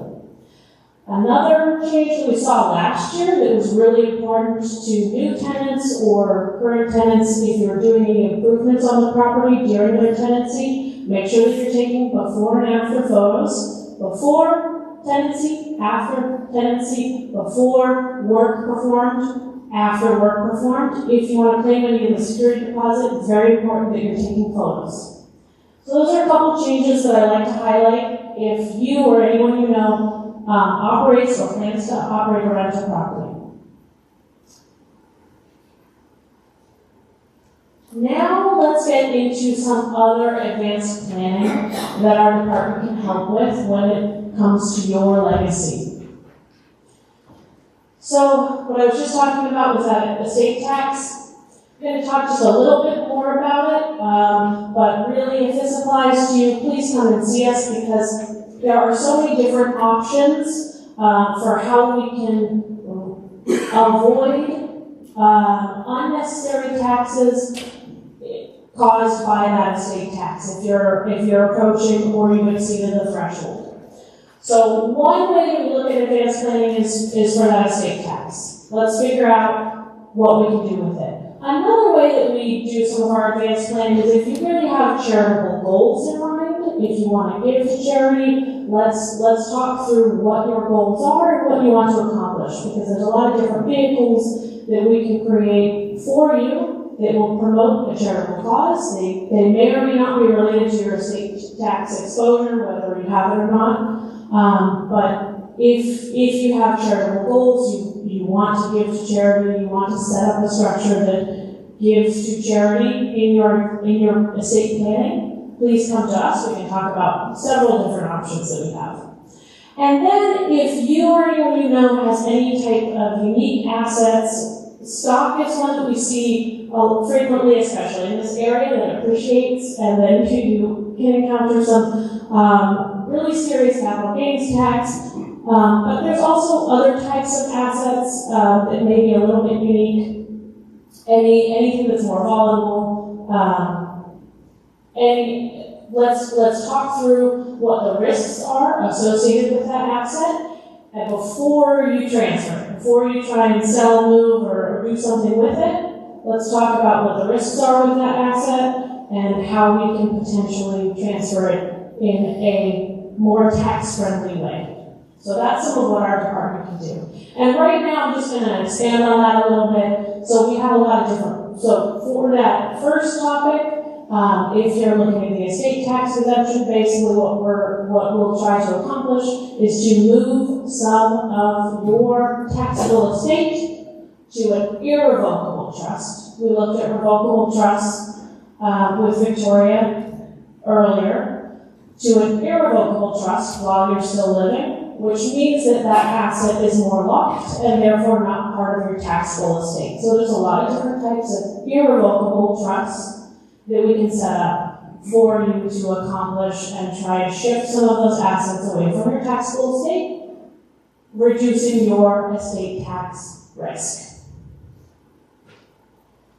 There's also a lot of different vehicles for that charitable intent, whether it is in itself also an irrevocable trust or some sort of trust. I work with also a lot of exempt organizations as a business attorney, churches, nonprofits, other exempt organizations. We can set them up for you. We can maintain them for you. We can counsel you on compliance needs. If this is something that you want to do, if you want to set up a church, if you want to set up a nonprofit, anything like that, that's all stuff within our wheelhouse that we can assist you with. Couple more topics before I pass the mic over. What I want to talk about now is just stuff that applies to a lot of our clients. So, if you have, for those of you that have a second property, whether or not you rent it out, but especially if you rent it out, different types of assets, if we want to move them into a shielded entity, into a limited liability company, or an LLC in the state of California, and in most states, this is an entity that can actually, when you put, for example, this is a common use case that we see with our clients, this is why I bring this one up. When you have a second property and you're renting it out, there's a lot of liability associated with renting that property.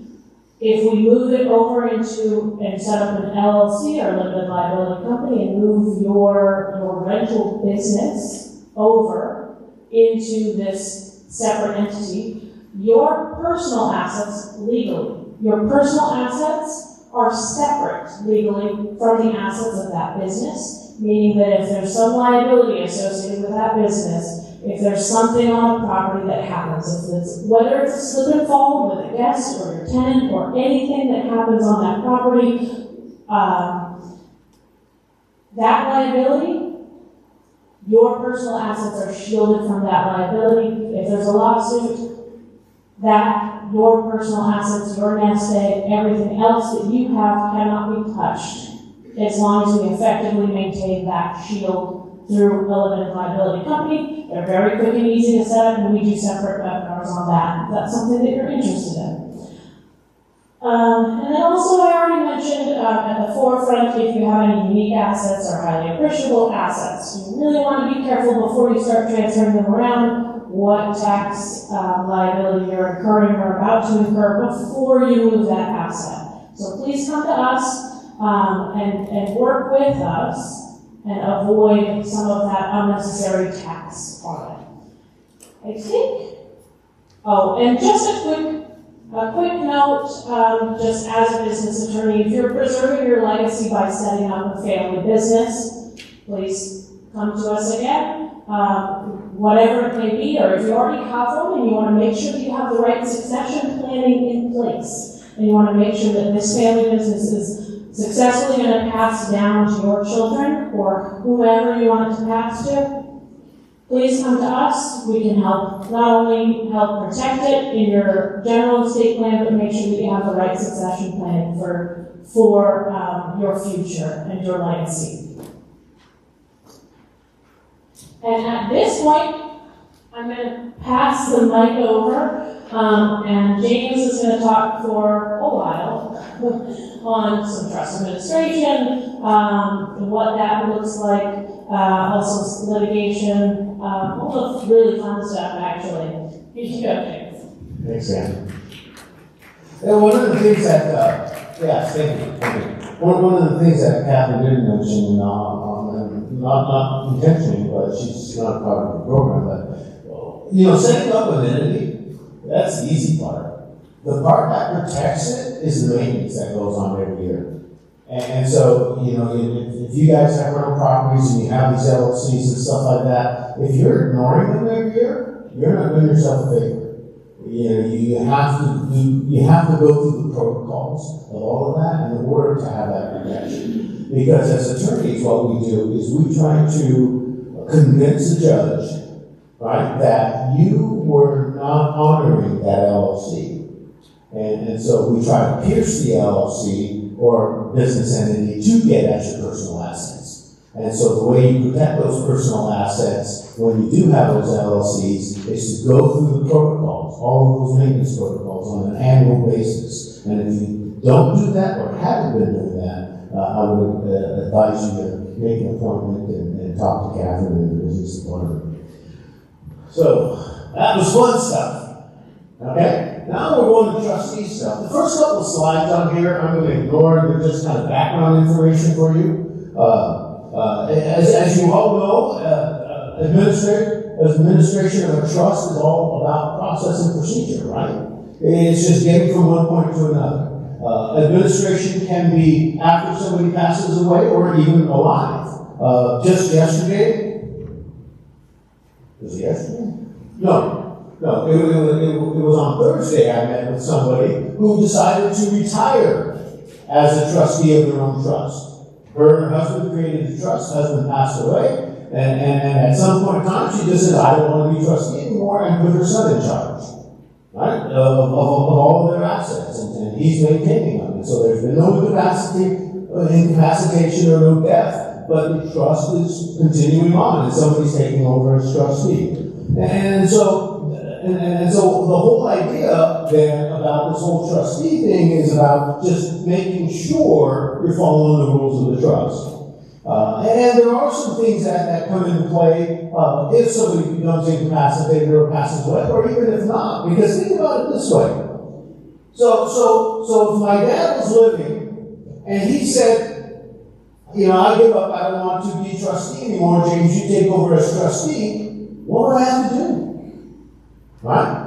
If nothing else, I have to get on all the accounts. If nothing else, I gotta get in all the real estate. If nothing else, right, I gotta go and do all of those things. And it's no different whether he's living or whether he's incapacitated or whether he's deceased. It's all the same thing. And so it's just a matter of a process and procedures and things we have to do. And so these first couple of slides are basically overview of some material. You know, unlike me, a lot of people are emotional when some people pass away, and to me, it's, you know, it's part of life. And I miss my mom and I miss my dad, but I didn't cry much. Let's put it that way. So let's see, trustees. Here's the process. Here's where we're going to start. All right. The administration of estates, and whether it's trust, whether it's probate, whether it's anything else, all come into certain categories, right? And if you've heard me before, I talk about disciplines. There are primarily 4 disciplines people go through, or trustees or administrators go through when they're administering an estate. 1 is legal. What are the legal things that need to happen? 2, what are the tax issues that need to be considered? 3, how do assets transfer, right? If there's a trust, how do the beneficiaries benefit from it? Whoever the beneficiary is, right? And then last, I think, the last one is, what does the administrator do that is just kind of common sense? Oh, like when my dad passed away, right? The common sense thing is, well, he's got a bunch of mail coming to him, right? I don't need a lawyer to tell me that I can forward the mail, right? And not only that, he might have had memberships and he might have had subscriptions, right? Well, I don't need a lawyer to tell me to cancel those things. He might have had a car with insurance on it. I don't need a lawyer to tell me that I've got to deal with the insurance. So there are a lot of things that happen in administration that are either legal, not tax, or anything else. I think they're just common, right? They're common, and if we just stop and think about what things do I have, and if I moved from my current address to a different address, what would I have to change? And it's the same thing, right? So there are a lot of things that are kind of common that a trustee would have to do that they don't have to pay Matt his ridiculous hourly rate, right, to get the answer, right? So from that perspective, there are things, though, that need to be done that aren't necessarily common sense. And it doesn't matter that there's a trust or not a trust, but the point is there's some asset, for instance, and somebody's death makes you have to do something. So, I put my glasses away, and I don't know why, because I need them to see. All right, so let's see. In front of me, I have Rose and Jeff. Okay, so Rose, Jeff, and I own a piece of real estate together. All right, and we don't have a trust together, right? And there's no will or anything, but we just own it as joint tenants. All three of us as joint tenants. And I died. Right? In fact, we own it as joint tenants with prior survivorship. I died. Well, do they have to do anything? How do they tell the world that I'm dead and they don't need my signature to sell the property? Right? Well, what do they do? Well, they got to file something, they got to have something prepared and file it with the county recorder's office, and that's called an affidavit of death of joint tenant, right? Well, if it's in a trust, right, and the three of us are trustees and I pass away, what has to happen? Well, they have to identify and notify everybody, right, the world, by having it recorded with the county recorders that there's an affidavit of death of trustee that I got. Right? So there's something has to be done, even if there's no trust. Right? And I emphasize that because a lot of times people don't have a trust and things are just owned between them as joint tenants, and they say, well, there's nothing I have to do. Well, yeah, there's all kinds of things that have to be done. It has nothing to do with your trust, has nothing to do with a will. It just has to do with somebody died, and in order to get to the next step, in order to go through the process, you have to do things. Right? And so here, there are some notifications that take place. And I'm going to scroll real quickly to the next couple of slides just to see what I've got to talk about. All right. So from this point in time, we've got some legal documents that need to be prepared and filed with the county recorder in order to notify them that somebody passed away and now somebody else is either on title or whatever the case may be. All right. The assessor wants to be notified. Why? Why do you think the assessor wants to be notified? Yeah, they want more tax money, right? And they want to be notified to say that, hey, if James passed away, right? If Jeffrey Rhodes and James own a piece of property, and James passed away, and the property is going to Jeffrey Rhodes, can we tax it more? Right? And the answer is yes, because I'm not the child. Trust me, no matter what they said, I know they say otherwise, but I'm not the child. Okay? And so suffice it to say, though, right, they want to be notified because of that tax issue. And I would now say that, generally speaking, unless there's a transfer between spouses, there's no exclusion for reassessment anymore. You heard earlier about Prop 19, but that's very limited, right? That's very narrow. And the amount of the exclusion on that is $1 million. Now, how many in this room live in a house that's worth less than $1 million? Well, okay. But those could go, right? Those, if a child was living in those houses, right? And they were going to live in those houses after you passed away, now those houses would be able to go to them without reassessment. The rest of you who own houses that have values of more than $1 million, those are more likely to get reassessed even if a child's living there. Because the maximum amount of exemption is $1 million. Right? And so from that perspective, even though a child is living there, like I've heard people who bought a house, in fact, the other day I met with somebody who bought a house and it was $36,000 I think when they moved in, and it was about $3 million, right? Well, when it passed away, and now if a child moves in there, guess what? Part of that house is going to get reassessed, even though that child is maybe living in that house. So that exception for that reassessment in that Prop 19 is very narrow, very small. At times, beneficiaries need to be notified. The law says that when a trust or a portion of a trust becomes irrevocable, then the beneficiaries who are going to take afterwards need to be notified of that. And they have a right to a copy of the trust. Now, why is that? Well, why should the beneficiaries, right? Think of it this way. The law says that, well, let me ask you a question. You guys have trusts, right? Most of you? Okay. So are those trusts revocable trusts or are they irrevocable trusts? Revocable trusts. Okay. So that means you can make some changes to that, right? Okay. So from that perspective, let's think of it this way. You're living, but you can no longer make decisions for yourself. Is that trust revocable or irrevocable? It's irrevocable, right? And so the law says that when a trust becomes, or a portion of a trust becomes irrevocable, right, then beneficiaries have to be notified. So let's also say your husband and a wife, right, your spouse, that you have a spouse. And as a spouse, you create a trust. And the both of you together. And one of you, and it's a revocable trust. And one of you becomes incapacitated. Is that trust revocable or irrevocable? It's not a trick question, it's logical. It's partially revocable and partially irrevocable, right?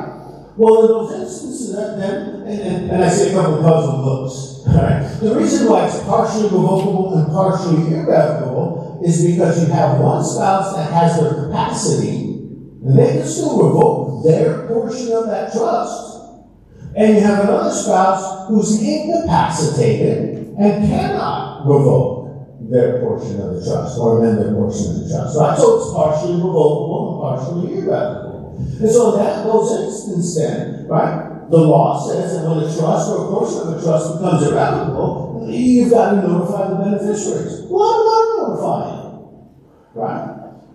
Well, too bad, right? Because that's what the law says. The law says you have to notify. And the purpose behind that is they want to make sure that the interests of the person, let's say in the incapacitated state, that their interest of that person is still, being taken care of, right? That healthy spouse isn't going to be taken care of and using all the money or moving the money elsewhere, right? Or changing the trust to disinherit the beneficiaries of that incapacitated spouse, to the benefit of their own beneficiaries. So there are logical reasons for having this done. But the point being is that notifications have to go out to the people who are going to get assets after you pass away, right? Even though one of you may still be living and one of you may still be healthy. The notice period on it is and the purpose behind that too. There's another practical purpose and a good purpose for the trust. Because the law says that when you send this notice and a copy of the trust, the beneficiary, right, the person who receives that notice, if they're going to challenge that trust, they have 120 days to do so from the time of getting the notice. And if they never challenge, right, because think of it this way, if mom and dad create a trust, and let's deal with dad first. Dad dies, and mom's surviving, and she sends, and let's say she's required to send this notice out to the kids, and one of them challenges, files a lawsuit against mom and says I'm supposed to get more than dad wanted me to get, right? Or what he put in trust. What's mom going to do afterwards? After he files that lawsuit, the son files that lawsuit. She's going to change her part of the trust, isn't she? She's going to eliminate that son from her part of the trust. So sending out the notice is really not going to invoke anybody to challenge anything unless they want to be removed from the rest of the trust. But my point is saying all of this is that the only reason why we did it is because the law says so. Now I'm going to tell you something else a little bit, you might find a little bit more ridiculous. My mother passed away 20-something years ago. And my parents had a trust that divided into his part and her part when she died. It's commonly known as an A&B trust. I Well, my parents have 6 kids. My parents had 6 kids. I prepared 6 of these notices. I mailed all 6 to my dad. He mailed me mine. Again, I prepared 6 notices, sent them all to my dad so he could mail them out, and he mailed me mine. I received the notice I prepared. Sounds kind of ridiculous, right? But guess what? The law says to do it, so you just do it. Right? So notice is out to beneficiaries. And that happens, like I said, it happens upon death at times, right? If there's 2 parties to a trust, and it doesn't have to be spouses, I've seen brothers brothers be part of a trust, the same trust. I've seen sisters, I've seen mom and daughter, I've seen all kinds of people become parts of a trust. I created a trust with 7 people originating in the trust. Right? So it doesn't necessarily have to be 1 person, it doesn't have to be 2, and they don't have to be spouses.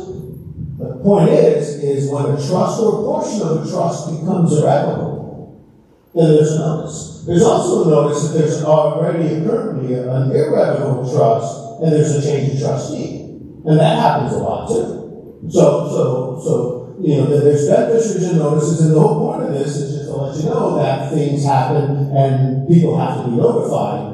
And it's really notification for accountability purposes. And let's think of it this way too. Let's say you guys are a part of a trust. And 2 people create a trust, and one of them dies, and either the entire trust or a portion of the trust becomes irrevocable. And so there's a requirement for you guys to get a notice. I'm the trustee, and I know you guys trust me, right? Yeah, I know that. I'm not, I'm not going to do anything wrong, right? I see you nervous already, right? But suffice it to say, right? So I'm the trustee. Now, I've got to send out a notice. And the surviving spouse says they don't want me to send out a notice. Because, we're going to defraud you of money. Right? So if I don't send out so if I'm not sending out the notice, you have no accountability over how I'm using the funds. Right? Because part of them are supposed to go to you when the survivor dies. And you guys are comfortable with that, right? If you don't have, if you're okay with not holding me accountable, right? Right? No? No, of course not. But that's part of it, right? Part of it is you should be able to hold me accountable for how I'm using those funds. The funds of the part that's irrevocable that ultimately goes to you upon the survivor's death. Yeah, and so part of this is accountability as well. There are a couple of other notices that have to take place. Department of Healthcare Service notice. California wants to know if when somebody passes away, whether that decedent ever received needs-based government benefits. And a lot of people don't. I like sending that notice because when you send the notice, you get a receipt back from the state of California that says, we received your notice, there's no claim. We have no claim on that decedent. Right? I like having that no claim on the decedent. Why? And, I know this is rare, and it probably doesn't happen very often, and maybe I'm just, too cautious or something. But every once in a while, somebody takes advantage of the Social Security system and does some fraud, right? Tries to use somebody else's Social Security number to get benefits. Doesn't happen very often, right? Not too often? More than you think. Well, part of this notice then is letting them know that, hey, the person who died with this Social Security number, shouldn't be getting any benefits in the future. So I like sending it out for that reason. There's also a statute of limitations period on it, meaning that if there is a claim, if the state of California has a claim, they only have, I think it's 3 to 5 years, I forget exactly how much time, that they have in order to make the claim. And if that time passes, then they can't make the claim, even if it was their mistake. And so lawyers like to have those time frames passed, those statute of limitations. If we're on one side, we don't want them to start at all. And if we're on the other side, we want them to get done or get over as quickly as possible. So in this instance, we want that time frame to pass, and so we like sending that notice out. If I die, where does the IRS or the Franchise Tax Board send deficiency notices if I fail to pay taxes or underpaid my taxes? And would it be important to the trustee or the executor to know that I underpaid my taxes or didn't pay my taxes? What do you think? So if you're the executor or you're the trustee and you don't notify the state of California or the IRS, and they find out a few years later, after you've made the distributions to all the beneficiaries, that you were the trustee and they send you this deficiency notice and say, the estate or trust of James owes us $30,000. Where are they going to get that from? No, the trust has been dispersed. Who are they going to get that from? The trustee. And their trustee's going to say, well, I got rid of the money. And the IRS or the Franchise Tax Board says, I don't care. You pay us. And then after you pay us, you can go to the beneficiaries and say, I forgot to pay a bill, give you the $30,000 back. That's going to happen, right? That's the likelihood of that happens. So from that perspective, there are things that we do, and people will say, well, it seems kind of ridiculous to do these things. It's only ridiculous if none of this harms you. Well, but do you know whether it will or not? No. And so we go through the whole procedure, right? We go through the process and the procedure of all this. Somewhere around 1850, California passed a law that says anybody who dies with a will within 30 days of receipt of a will has to give it to the court for safekeeping. And if you don't, there's a penalty of $30,000 and imprisonment of 30 years. No, we're kidding. There's no will police or anything like that, but you have to do it, right? Because what happens if, like somebody says, well, I have a trust, everything's in my trust. I don't need the will, and all of a sudden the will's destroyed. And my trust says that I'm going to disinherit 2 of my kids, right? Because they're just the sneakers, you know? Not quite as bad as I was when a kid, but still sneakers, so I disinherited them. Well, then later, an asset is found in my name alone. Not in the trust, in my name alone. The will said that if anything is found in my name alone and it goes through probate, it goes to the trust to be distributed to my other 3 kids, not the 2 sneakers. Right? Well, if there's no will and it goes through probate, what happens? It goes to all 5. Some of it goes to the 2 sneakers, right? Something I didn't want. So it's important to have this done just in case we find some assets later on that need to be probated so they all can flow through the trust. Remember, we want everything to flow through the trust. That's my preference. My preference is everything goes to the trust. The reason I say everything goes to the trust is if you have a trust, you've spent time, energy, right? You've spent some time, some energy, a lot of effort, and maybe a little serious discussions between spouses. And if you're a single person and you have serious discussions with yourself, we can make a referral with you. All right? But you have these discussions about how this plan is going to take place. And then, right, and we have a bunch of what ifs. What if my child is unhealthy? Well, then do this. What if my child is deceased? Well, then do that. Well, okay, so now I have this account, I have a life insurance policy, and on the life insurance policy it says, who do you want to be beneficiary? Well, I got a spouse, maybe spouse. Well, you trust me that says what to do there, right? So I can put trust as my primary beneficiary. I could. There could be a reason not to do it, right? If I'm a wheeler dealer and I've got all kinds of creditors after me, I may not want that life insurance policy to go to my estate or my trust. I might want it to go to whatever. But how many people here have a bunch of creditors after me? Yeah, that's what I thought. Okay? And so, and even if you did, you probably have to raise your hand. Right? So there's almost no reason why life insurance policies, annuities, even you've heard Victoria speak earlier, even IRAs, 401ks. There's no reason why any of that can't be directed to the trust if it has the proper language. Let the trust control all of that and how it goes. So an example of this might be something like this. My dad, well, the 6 kids of my parents, 2 of them were special needs. My parents have language in their trust to provide for them, as special needs kids. I instructed my parents, and I saw that they did it. We had proper language in their trust, but we had everything going to the trust, even retirement accounts. Well, after my dad died, I went through all the paperwork, and I find out somewhere later on, it got changed again. I didn't advise him to do it, but it got changed to the 6 kids. Right? 2 of whom are special needs. Potentially, what does that do to their benefits? Right? The medical benefits and everything else. But potentially, what does that do? Yeah, it could destroy it, right? And so somebody, probably the financial advisor, wasn't that.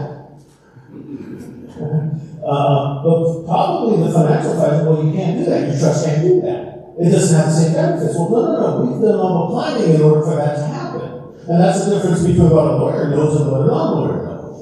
Right? There's something that we typically find, and not lawyers, right? We typically find, well, even some lawyers, but we still don't know what we're doing.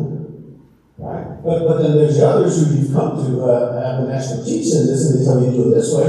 But, your expert that who cuts your hair, or the one who serves you a donut and a coffee in the morning, they're telling you something different. Right? And so in his instance, something happens that shouldn't have happened.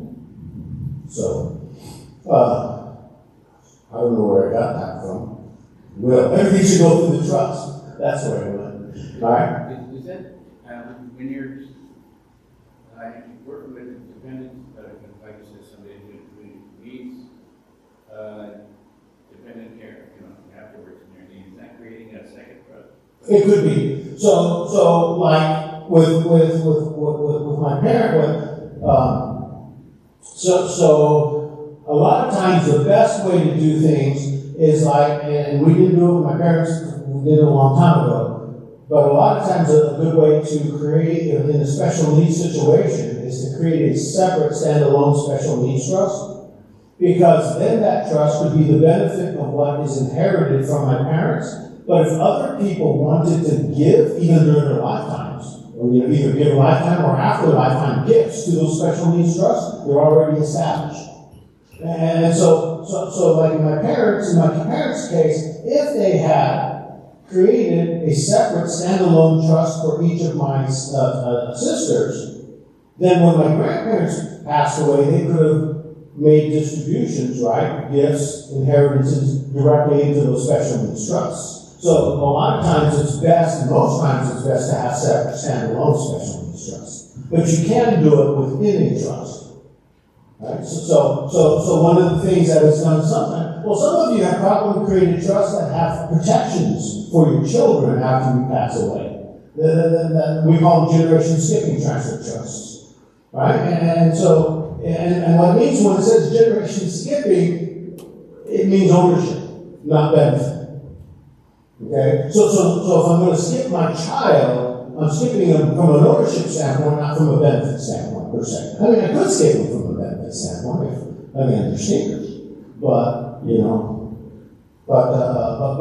from that perspective, there's all kinds of trusts that can be created within the trust, right? That take effect upon my death. So if I create some of those trusts within my trust, they don't go into effect until after I die. So if anybody else wants to contribute to them, they can't because they got to wait for me to die. So if they want to do it now, that means they have to knock me off, right? And make sure I die, and then you're supposed to laugh. What happens to my Social Security number when I die? Yeah, it just gets recycled, right? It goes away. It's no longer valid. So if I have a trust, or if I have an estate, and say I don't have a trust, right? But if I have a trust, or don't, and I die, my Social Security goes in it. Oh wait, how does income get paid? Yeah. What's the TIN? Just no tax identification. So usually, right? So everybody will say, so an employer identification number and a Social Security number are both TINs, and all they are is taxpayer identification numbers, right? And so you've got to get a taxpayer identification number for the state, trust, or whatever, right? If somebody becomes incapacitated and I take over as trustee, right? They're still living, just incapacitated. They can't be trustee anymore. Do I need a tax identification number or a new one for that trust? No, not necessarily. But is it good if I'm a separate, right? If I'm a professional trustee, right? It might be a good idea to do it anyway. To have just separate tax records. One tax record for the trust and one tax record for the individual. And so it could be beneficial to have them at that point, but not necessarily all the time. Now, those, right, are kind of some of the legal things that need to be done, and here are some of the legal things that have to be followed. You like that list? Do you memorize it? Okay, we'll move on. All right, so here in this list, right, if somebody's acting as a trustee, it doesn't matter that they're not a professional. They are considered a fiduciary. And a fiduciary is held to a higher standard of care than just the normal individual. Okay? And you become a fiduciary when you say, yes, I will serve as trustee.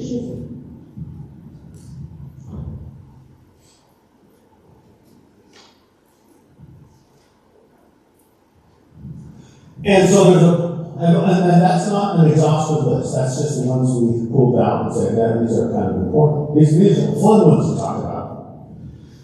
So there's one that says there's a duty to administer a trust. And what that means,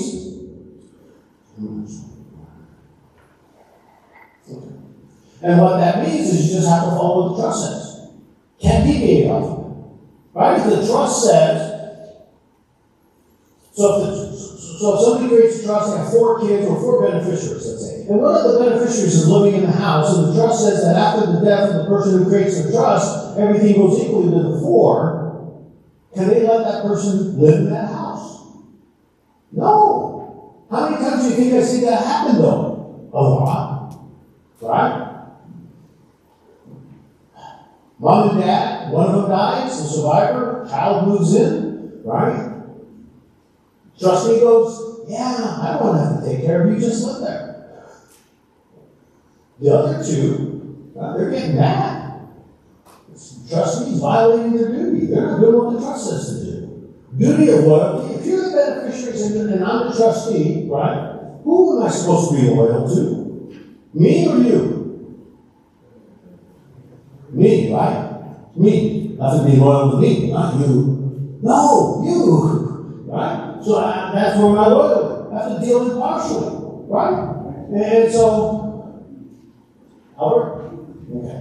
So if I don't like Albert, all right, can I treat him any different than the rest of you? No. If I like Albert and don't like the rest of you, so I show him preferential treatment. That's what you like. And then I can treat you preferentially, right? Give you special treatment. So, right? But if no, I got to treat everybody the way the trust says to. I can't show favoritism to anybody. And if I let you live in the house when the trust doesn't allow it, I'm showing you favoritism. Avoid a conflict of interest. I can't take advantage of the trust, right? So the house is worth $1 million, so it's a shack, but I can't buy it from the trust for $500,000. It's conflict of interest. Right? Or would you let me buy it for $100,000? Or the person who passed away who said their house was worth $32,000. Well, I paid the trust $40,000. At least they made a profit, right? It's worth $3 million. No. I can't take advantage of my position as a trustee. I got basically take control of preserved property. Just at the bare minimum means I got to get my name on all the trust assets. I can't just let them sit there. I got to do some stuff.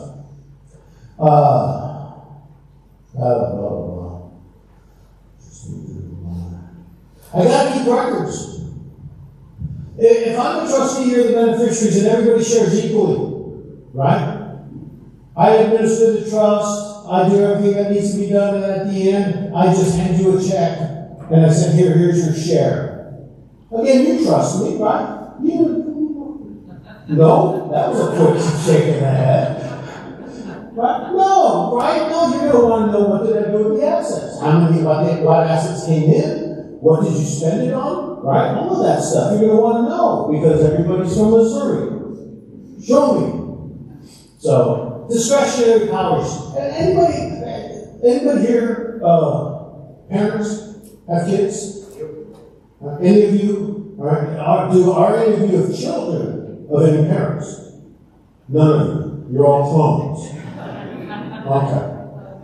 So you've heard discretionary. The Matt has triplets, right? So I know Matt has used discretionary authority over his triplets, right? And what is that? In life, and none of you have probably done it if you have kids, but your parents probably did. But in life, you probably heard somebody say, like somebody, a child would say to a parent would say to a child, do this. And the child would say, why? And a parent would say, because I said so. That's discretionary power. Because I said so. As trustee, I can never say to the beneficiaries, I'm doing something because I said so. Right? So there has to be a reason. There has to be a rational reason. Either the trust says it, the law says it, or there's some other reason for doing it. I can never say just because I said so.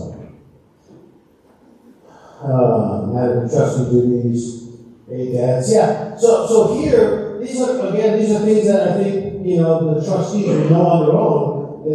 They've got to manage real estate, they've got to handle the investments, got to pay the expenses, get things ready for distributions, and do the trust, track the income, retain invoices, just all regular stuff. It's all the mundane stuff that you go through all the time. And so that's kind of the legal part, right? The legal part of administration. Again, there's three other parts we're going to talk to, but you got to come next year to learn the other stuff. All right, so now I'm going to, thank you, James, for that presentation on trustees' duties. And now I'm going to introduce to you James, who's going to be talking a little bit about defending legacy. Well, thank you, James, for that. And give James a hand for that. Trustees' duties. So now, defending legacies, right? And this is all about making sure the trustees or the beneficiaries, right, whichever they are doing what they're supposed to be doing. And somebody may say, well, what's a beneficiary supposed to be doing? Well, the trustee's doing their job, hopefully nothing. They're just sitting back and waiting, right? And then reviewing the reports and stuff like that. If the trustee's not doing their job, then hopefully they're being proactive and they're trying to get the trustee to do the things that they're supposed to be doing.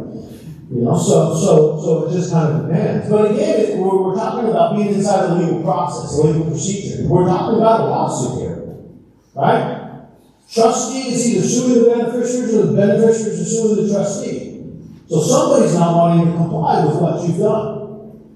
Either the trustee, right, is trying to take advantage of their position as a trustee, or they're just slow and not doing what they're supposed to be doing, or the beneficiaries are just, restless.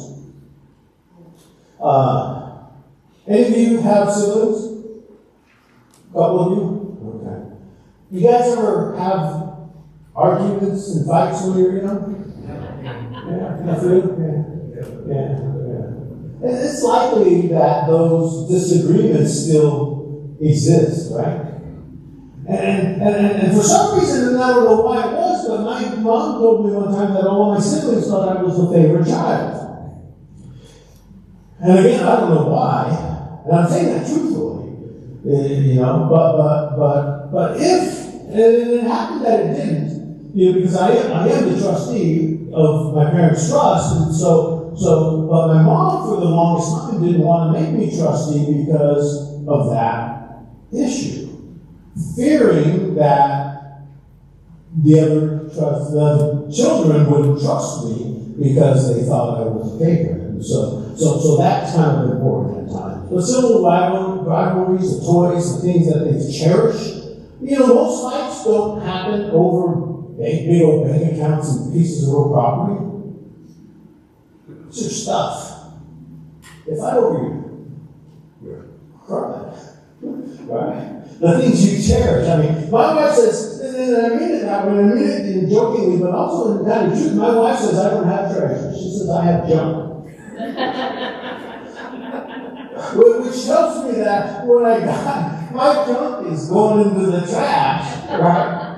And so but that's kind of it, right? You've got a household full of treasures, and some of it your kids think is junk. But I'll tell you that some of that junk, you know, brings tears to them when they see it going to be thrown out after you pass away. And a couple of them may fight over it too. And when you're kids and you fought, and my siblings and I, we fought. I mean, fought. But we fought. Who broke up those fights? Mom or dad? Right? Probably not dad. It's probably mom. Right? So if mom or dad aren't there anymore, who breaks up the fights? Judge. None. Judge. They become the referee. And there's all kinds of reasons things end up in court. Sometimes we're in court and it's not confrontational. We're doing something because, you know, somebody just did a poor job of writing your trust. You know? And so then we're in there trying to figure out, you know, or ask the judge to, hey, let's rule this way, but maybe the family members don't like the way we're saying they need to rule. And so now they're in challenging that or something like that. And so part of the reason we're in court is because of the documents themselves. And you hired a lawyer to do it. You just hired the wrong lawyer. You know? Matt shaking his head, yeah. You know, Matt used to litigate some of these estate things, and he can tell you stories. So, you know, and some of them aren't fun. Greedy children, that could be another reason. And nobody ever filed a lawsuit to get less, by the way. I haven't seen it. Right? And so greed is a big part of it. Greed and envy. A lot of times it's envy. You know, because that person who is the trustee, maybe they were favored, right? And the entire time. And now they still hate that they're favored, right? And so they're not giving it. They always got their way when they were a kid. They're not giving it now, right? And so just stuff like that happens. It's crazy. It's crazy what people will pay attorneys fees for. It benefits us, but, you know, it's still crazy. We represent the trustees, right? We represent the executors. We represent all those people. We represent the beneficiaries as well, when the trustees aren't doing their job. And there are times the trustees just don't do their job, or they're doing it poorly. And so we're representing them at that time. Beneficiaries can absolutely be impatient. I see your hand. I'll get to you in a second. They can be impatient because when mom and dad die, how soon do they want the money? Now, right? Show me the money. Give it to me now, right? And the administration will take about a year. Average. Could it take longer? Yeah, it depends on the complexity. Can it take shorter? Yeah, maybe. But yeah, about a year. But then do they want it now? Trustees get in trouble a lot because they're not communicating. So if I'm the trustees and you're the beneficiaries, and I see you all at the funeral, all right? Now, so I'll get in contact with you. A month goes by, I haven't contacted you. 3 months have gone by. In month 4, I bought a new car. In month 6 go by, I still haven't contacted you. You guys trust me, right? You know I'm doing everything right. I'm doing everything that's in your best interest. Yeah, no. Why? It's because I'm not communicating. Right? Because if I'm communicating and letting you know what's going on and I'm showing you stuff, you're probably still not trusting me, but you're a little bit more comfortable. You're less likely to go and hire a lawyer if I'm communicating with you. But if I'm not, yeah, and then the lawyer starts to communicate with me. And then I go hire one, and then the lawyers start communicating with each other. And your inheritance just went down. So, handle all kinds of cases, from determining who the trustees are, disputing assets, investment of assets, they're investing it poorly, they are or not administering the trust properly. Sometimes we have to remove trustees, and sometimes assets are just left out of the trust, or they're in the wrong trust. I'm dealing with one right now where there's a trust, and there's property still in that trust, but that trust was terminated. They created a new trust, holding name, holding date, and everything else, but there's still property in the old trust. And there's no trust. I mean, there's no physical trust that they have anymore. Oh, we got to go to court and tell the court, well, that probably belongs over here. Lawyers. Undue influence, right? Right? Trying to get somebody's, so here's one of the worst cases of undue influence I've ever seen or heard. Mom or dad is living with child. Child says to mom and dad, you change your trust or you're living, I'm going to throw you out on the street. Undue influence there? Absolutely. Right? And so there's those kinds of claims, and sometimes it's not that severe, but it's still there. Contract disputes, so we do other things other than that, elder abuse, personal injury, wrongful death. If you don't know, or if you're not sure, if you have something that you need a lawyer for, and even though it's not planning, administration, taxes, or anything like that, if it's something else, give us a call. We've got a referral network. We've got lawyers that we know of, and maybe we can point you in the right direction. So, stay up to date. Your question? Yeah, obviously, these disputes aren't free. So who pays for the trustees' side? Is the trustee liable for those, or is that out of the state? Well, that kind of depends. Usually the trust is going to pick up the bill. But if the trustee has done something so severe, then the judge and the other side may believe the trustee should be personally punished rather than the trust. And but generally speaking, all of the disputes come out of the trust assets. So everybody loses. So basically, after the dust settles and you settle the estate, then you pay that, and then what's left over, if anything, it's dispersed. Okay. Gets dispersed. Yeah. Yes, sir. Going back. So, when is a trust protector come into play? Usually a trust protector comes into play not necessarily in disputes. It's usually to do things that, it's in an irrevocable trust situation, generally speaking, and so the changes can't be made by the people who created the trust.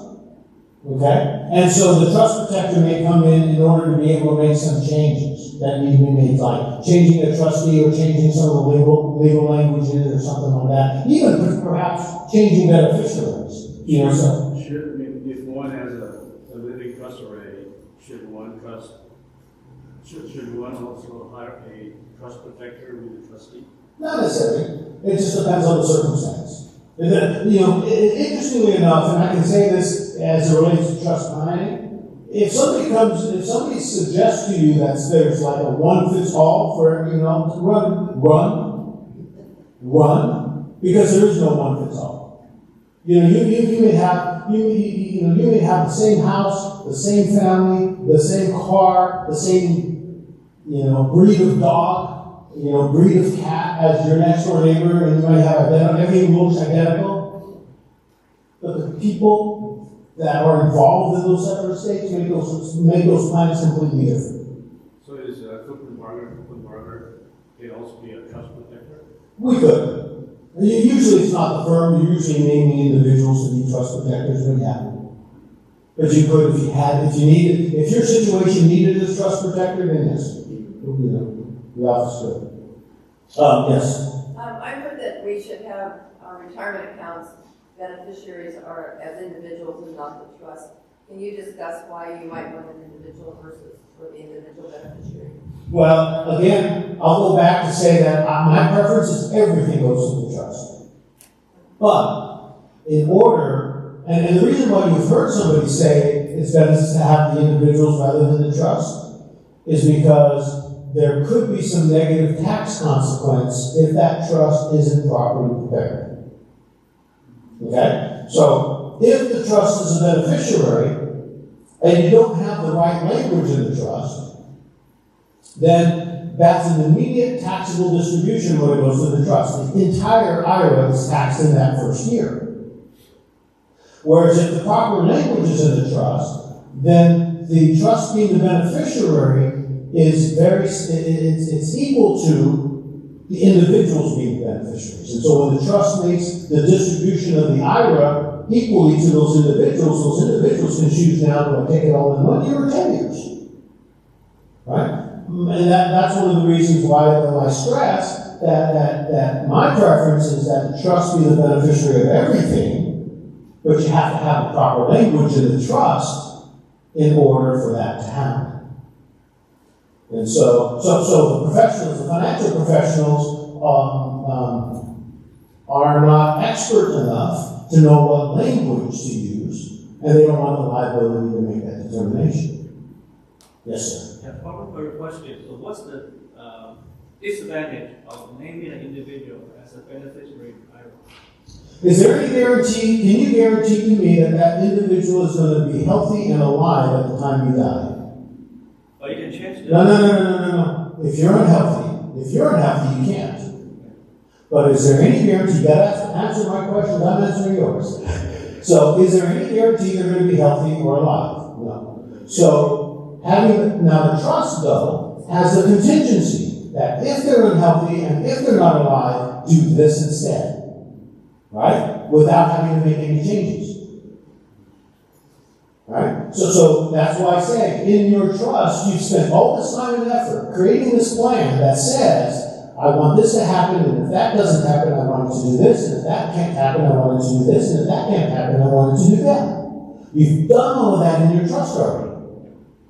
Right? Now there would be a good reason not to have the trust as a beneficiary if you want it to go to somebody other than the trust beneficiary. Right? So, you married? Yes. Is your wife here? No. Okay. So if you wanted some of it to go to your girlfriend, well, you kidding. Right? Well, but you got the point. If you had a really good friend, or if you wanted some of it to go to a charity, right? That you didn't want to include in the trust, and you can name the charity as a part of it, right?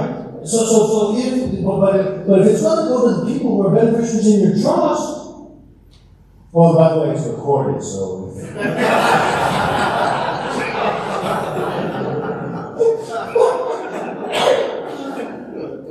Yes, sir. Are you sure you were not? Do you have a guidance as in the selection of trustee? In which case, would you choose one of the children, or a relative, or a lawyer? Well, for me, it's all about capabilities. If I know the individual is sappy and is not going to get down and do the business, and has to spend, and there's nothing wrong with everything I'm going to say, and they have to spend time mourning and and grieving, and as a trustee, you got to just get started and do it. And you have to be, you can't be afraid of numbers and spreadsheets. Okay? And so because some people, the only numbers they have are the ones on their paycheck. And everything other numbers they hate. And most of them don't want nothing for on their paycheck. right? But right? And so, like my mom used to say of me, she said, I don't mind you being a trustee, I don't want you making medical decisions for me. I was tight. She was more concerned with whether I'd be making the decision, do I let her live because it's a little less expensive, or do I let her die because it's less expensive, right? But I mean, everybody's got everybody has their goals and tasks, and, you know, I mean, and their gifts, right? You know, not everybody's gifted to do this kind of stuff. I gotta move on. I'll get your question afterwards, okay? Unless you think it's going to benefit everybody, I'll just make David mad. I mean, excuse me, I'll make Aaron upset, right? That I'm not moving on. Who should I refer? Everyone. That's all. Everyone. Even your enemies. We'll represent your enemies. Right? So no, and it should be everybody, your family, your friends, your church. You know, we do these things. We do workshops. We do. You know, Matt will go to a service organization meeting and give a little talk or something. You know, whatever, book club. You know, I don't know if any of you are wine people, but wine clubs and stuff like that. Or Aaron is the other Aaron. So, but whatever. Right? We'll do some kind of talks almost anywhere. And some of you have heard me say this before, and I'm sincere about this, and this is the truth. I look because I think we have a sovereign God. That's my belief, and it doesn't need to be yours, but it's mine. Right? That my God is sovereign and in control of all things. He controls who sits on the other side of my desk for an appointment. I don't control that. I'm not the one telling people to make the call or anything else, and that's my belief. And so there's been times where I haven't a clue why the people are there. You know, there's this one gentleman that came in, and his son died, and his son was in his 30s, and he died in an accident. And it was like, well, what do I need to do? And we talked a little bit, and told me what he had, and I gave him some suggestions and advice. And as you can tell just by me talking today, even in serious topics, humor is involved. Right? It's light, it breaks things up. Afterwards, we shake hands, we eat and hug, and he said, James, I haven't laughed in 4 months. Who's to say that wasn't the purpose of him having that meeting? I don't know. He never became a client. Yeah, became a client. But for everybody. Right? So, they don't have to be clients. I'm not going to pressure anyone to be a client. That's not my job. They're the clients, not me. I just tell them what needs to be done. They decide whether we want to do it or not, or they're going to have us do it or not. But for everybody. Both of them. If you like the way we help you and represent you, we're firm. If you don't, we're firm. Especially if you're an enemy. Booking an appointment, there's still opportunities to book an appointment back there. You've got green sheets in front of you. Those help us kind of design what we're going to talk about. So if you put something down there, I'm not guaranteeing we're going to talk about it next year, but we'll take a look at it and see if it's a topic that we can discuss and deal with. But there's still opportunities. You can book back there. You can go online. You can even write down on your green sheet, hey, give me a phone call. I want to book up an appointment. I've also been told, and so fill that out. Hey David, Aaron, there's still goodies back there. Yeah. Take home some, for your mid-afternoon coffee break. Go ahead and take a couple of pastries with you because I think they're going to get tossed out if you don't take them. Okay? Anything else you want to say? Green sheets, appointments. What's that? Green sheet? No. I got a yellow one. I got an open one. It's green. But the green sheets, just fill them out. And just remember, James 10. James 10. All right? With that, Hey, it's a pleasure speaking with you. You guys have a wonderful day.